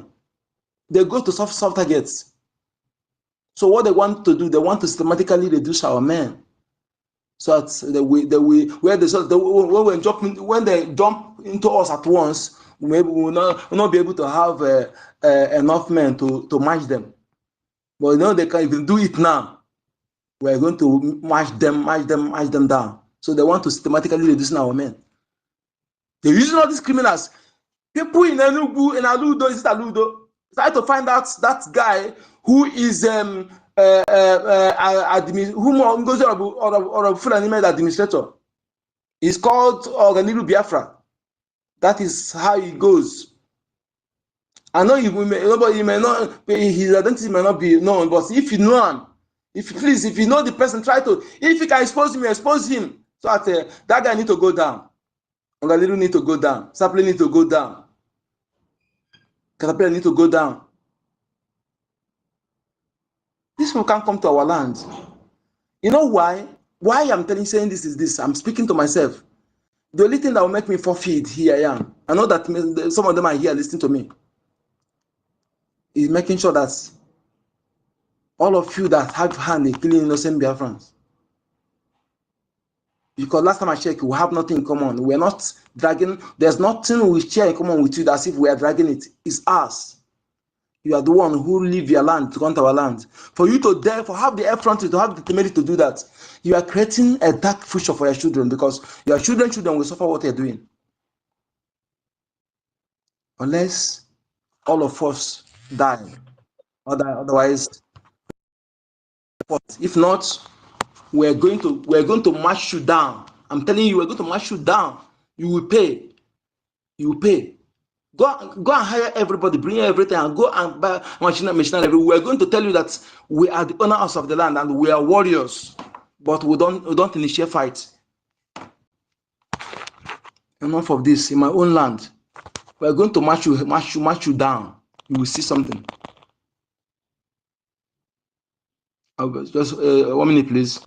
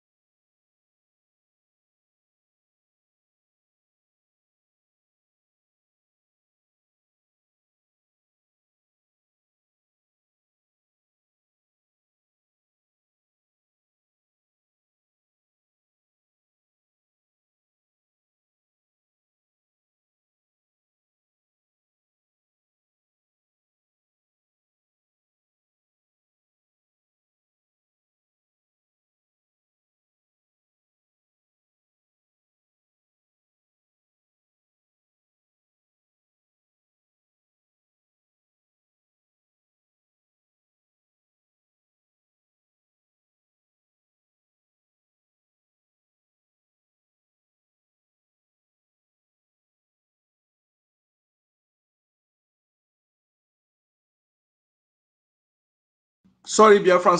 Sorry, my people. So sorry, please. Okay. I'm sorry. I just want to. I did not make this as a broadcast. I just open it to play our leader's voice in order sometimes for people to understand how it started and how our leader took time to warn our people, to tell us, to say everything that we see today. You know, some of our people feel unconcerned. We relax. The painful aspect is that you will know that anybody who said that you don't know that only Biafra Defense Forces, a reason our land has not been overrun the way they planned, that person is that person. I will curse that person. I'm telling you the truth, because when some more people are taking sacrificing for even those who heard them, some of the people that are benefiting from this effort are those who speak against our leaders, against our prime minister, who were jubilating as they, you know. But now, as I said, since you have recited him from media, is what happened now? The killings in many villages. They try to do it secretly, so people don't know. They try to do it secretly. NGOZI and I'm telling you, if I can disfigure you where you there and go to prison, I will be okay, because you have this woman, this evil woman. People don't know what this one have done. If you're Biafran foolishly following her, I'm telling you, I can't say you are ignorant, because if you're still ignorant at this point in time, that means you atro kagemma. If they keep atro, choose atro. Yes, if you're a Biafran blood, not those who are Biafra by name and by spoken language, those Fulanis, that's another. But if you're true Biafran, still following NGOZI, in fact, atro kagemma. Yes, so I'm not apology for that, because the evidence is beyond reasonable doubt. Even there is a video where our leader, our prime minister, was explaining that being COS doesn't mean she don't have the power to give order, but she can represent her, but you don't have power to give any order. You know, COS to non-elected staffs, not to elected ministers. He's not the mate of any minister. All the ministers are above her. She's not mate to any minister. All those employed staffs, those unelected, she's their COS. She's the one. She's their boss. She's not elected. She don't have the power to fire anybody. Even among those employees, that's the ones the prime minister give her order to go and bring. Then she may supervise the employment of that person. Before firing that person himself, he can get consent from the prime minister, from the person he work for, because he's not working for he's not elected. He's not a cabinet member. Everything you see there, he represents our prime minister. He can prepare message for him. He can buy ticket, arrange flight ticket for him. He can prepare a message. He can prepare. He can ask her to go and represent me in speech. That is what he asked him to do in a convention, just to the functions that have to be handled by prime minister, for her to represent those functions. Finish. That was a woman in my place that a lady surrogated for her in childbearing. Immediately, that child did disappear. When they talk about surrogate, I remember that woman. It's a legal something, you know. Immediately that surrogate is delivered that baby, she disappeared. They give her her balance, the contract, she disappeared. Now, from surrogate to begin to destroy everything, to change, and that one is not a red line for you. You call yourself a Biafran, call it educated. If you're a Biafran and still even for following her for the ones you call it, if you're on a space with us, all this while, and you even follow her for once, I can say consider those who are in Biafra land. You're a moron. Either you are a partner in crime, either you know what she's doing. But if you say that you're ignorant, out of ignorance you follow her, in fact, we should consider when people are reasonable people, those who their IQ high, where they are talking, you keep quiet and learn. No apology. Let alone the date. Let alone the date. That time it started. Many things have not been exposed. We are speaking based on how things are done, based on charter, law, according to our law, and common sense. Before all things began to unfold, every day. Then today, there's many evidences that justify those who stood against her from onset. Then you still following her. Either you are one of the those who wear benefits, like you go to Folaya, or you are those like those people that follow her. They are Fulanis. Those people that are called out that they will put space that time, put space that sort of promise. They are all the Fulanis. They are Fulanis, and I shouldn't any of them. So it's not making sense for you now, right? So when you see those people who are doing things that are not peculiar to us, that you deem it difficult for a true Biafran blood to do, then don't worry. Do not worry yourself. Those behind it is not far-fetched. There are those who are Biafran by name and spoken language, but in blood, by blood, they are Fulani blood. So they act according to the blood that runs in them. That's why they are afraid of anything that will involve DNA test, anything that will involve digital census. That's why they can be able to develop a normal database, because they have plan. They want to hide in us, to be among us while killing us. That's why there's one Yoruba that says, "Kokoro tonjewe, umbelarewe." Ebeleri akwụkwọ ji nọ n'ahụ akwụkwọ ji. So they want to be that kokoro. They want to be that ebe among us. Why killing us? Just like what Galiru Biafra is doing. And all of them, they try to, when they come, they would like to speak Igbo. Just to prove a point. How about BRGIE? Well, I like you speak variable, they like Igbo. When I see you, I know trade traditional way in my place to know who is for a strange blood. So don't worry. We have our traditional way, our DNA test, traditional. If that one if don't agree with that one, we'll go through the machine one. Yes. If you're a man self, I know through your M-hood that we know. Yes, because our own M-hood are peculiar to their own. Our own is peculiar, very cute. So when I see a M-hood, I know who you are. Nonsense.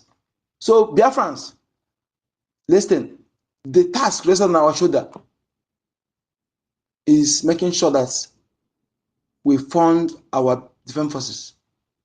We defend our land. There are those who are on ground putting their life on line. So all of us were defending. Is it that you defend on ground, or you defend with your money and your voice, your time?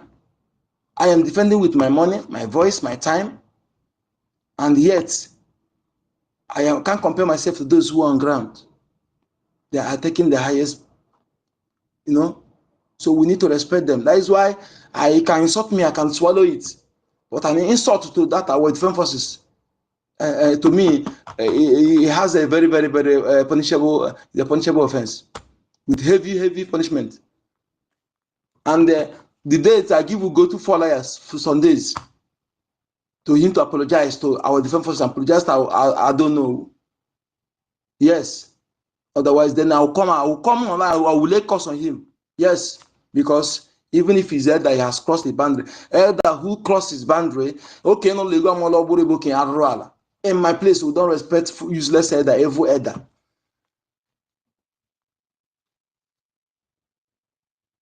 Because it is Biafra first before me.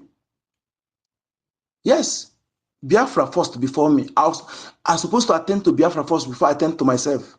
If you don't see it in this way, then you are not patriotic. And you must understand this time around, we are not in political party. We don't have different opinions. This time they don't say, oh, no.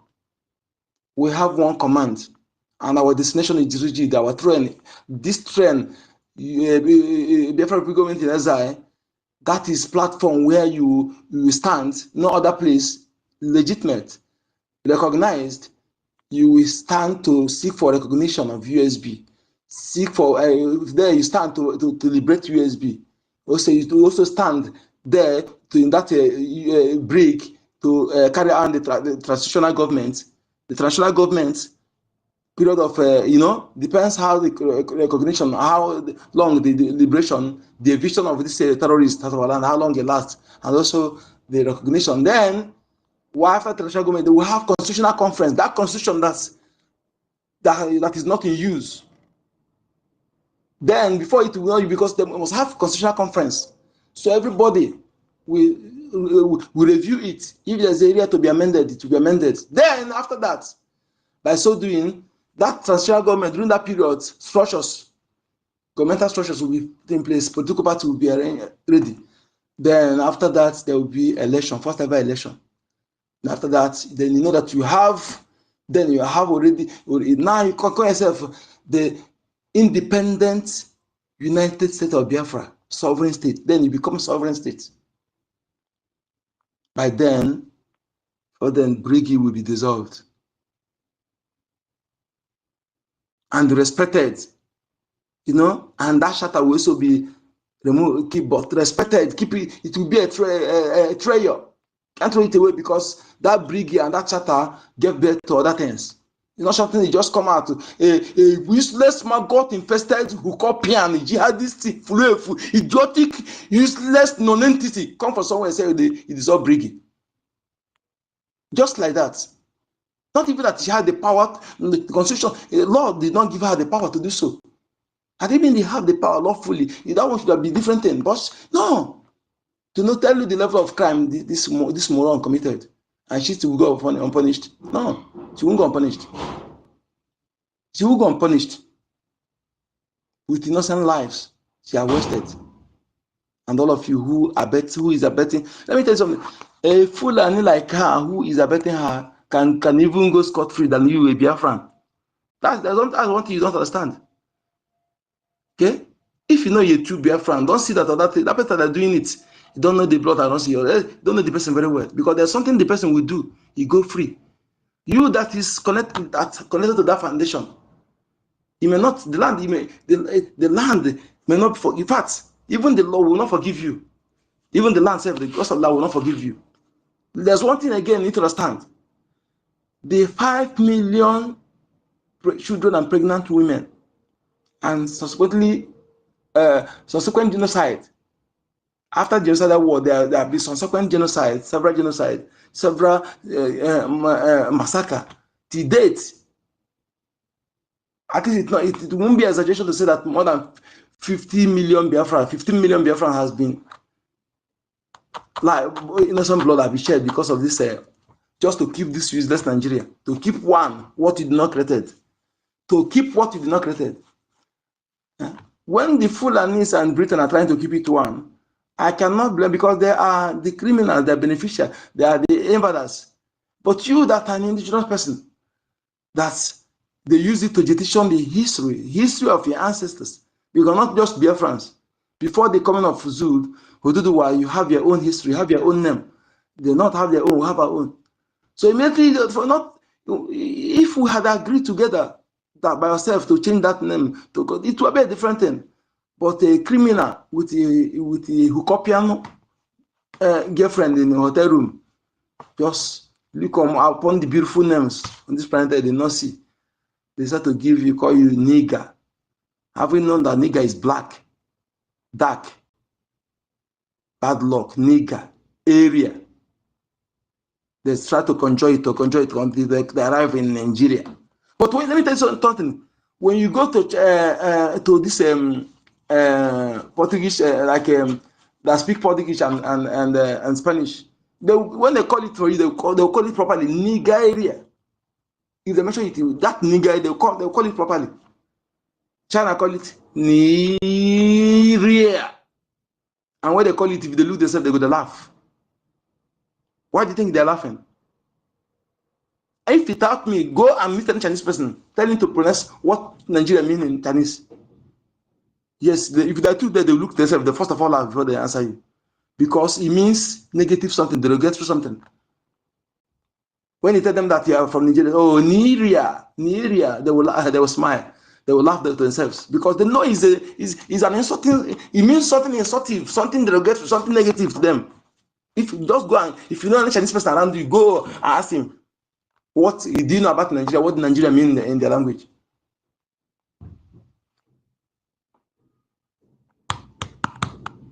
Then that's insult. You that are supposed to resist it. You think that when your ancestors will be punishing that foreigner who come and do it will have any punishment? No, nothing. It is you. You that connected to that foundation that allow a stranger to come and change that and subscribe to it. It is you that will suffer it. Do you think that what indigenous people are suffering today is unconnected to that? It's connected. All of them come together with innocent blood of 5 million children. You think that without justice you have peace. Their spirits are hovering. Those pregnant women, they are hovering, they are angry. And the only justice that they deserve is that through which they died. There was a comrade who was shot by the terrorist army. Before he gave up, he said, he made a solemn request. I wasn't there, but those who were there were before. He said, I told them to stop at nothing till Biafra is restored. That's a solemn request, though, and is a task. You and I are obligated to make sure that we fulfill that request for that dying comrade. You think that those people, the thing that will give them justice and then you are blocking it, they will leave you. All of you that sabotaging this Biafra liberation, you got to come. You will hear when. I'm telling you, you hear when it's coming, you just remember what you have done. All of you go and check saboteur and how they end. Yeah, they end shameful. They live like slaves till they die. Even their children inherit it. Tell me otherwise. Let him. If Nyanwodo is not leaders, let him speak now. Nyanwodo speak. Despite what people they're thinking now, they cannot talk because they sold their own freedom. They sold their right. They use the interest of their people for their own this thing, and it has expired. That money has finished. You know. But Eziafa does not expire. Eziafa will be continue making way. So also, like Gowan, if he die now, that name nobody will remember him again. Nobody will answer his name. I don't see, even from his people self, to know that people hate him too. Nobody bear his name. But if you go to Biafra and Igbo speak Biafra precisely, if you can't, you must still like, if you count one village or two villages, you must still like 10 people that answer Ikemba Megochukwu. That is what a good name is, better than words. My people, I will pause here for now. Thank you for joining. I think our message will coming up. I just want to be playing our leaders' broadcast from the maybe for next 2 weeks coming, so that we know where we are coming from, to know what the sacrifice this man has made, how he has. No wonder there was our leader, BP, Anybody that will speak against it at home, like Tiburi, sit at home is for the honor for our leader Mazdakan Day and the solidarity with him. That's it at home. Anybody will like Tiburi. Yeah, days will be dark and slippery. Destruction will come upon you on our way. If you are a Biafran person and you open your mouth, let the Fulani blood them speaking against it, no problem. But you that know that you are not a Fulani blood, if you speak against it, like Tiburi, because that is what. Reason why, if not, nobody will remember Mazdakan. And they will, any day they put extra seat at home, and all this criminal Fulani blood, that one after the night sit at home whenever they put it. They are the one. They're the one. I will hammer this thing every day by day to know it, and I am 100% sure of what I'm saying. And anybody who says lie, let him come. Let challenge. Let us investigate it. Those that's Fulani NGOZI are Fulani now. 98% of them are Fulani. They hide under Igbo. That is what they want to hide. To use that to imagine when these people gather together and we get Biafra together. This is how they will hijack it now, turn it into Banana Republic.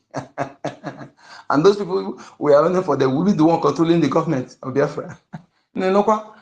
Sometimes things will happen like this, so happen for something, so that we know who is who, And now we need to be checkmating ourselves. Yes, when you see anything red flag in me, don't keep quiet. No matter that I'm speaking about Biafra now, speaking Biafra. Any day you see me, I see anything that's supposed to be red flag, don't keep quiet. Point it out, and let us begin to checkmate ourselves. Government will not do it, so that we'll be able to detect these things on time.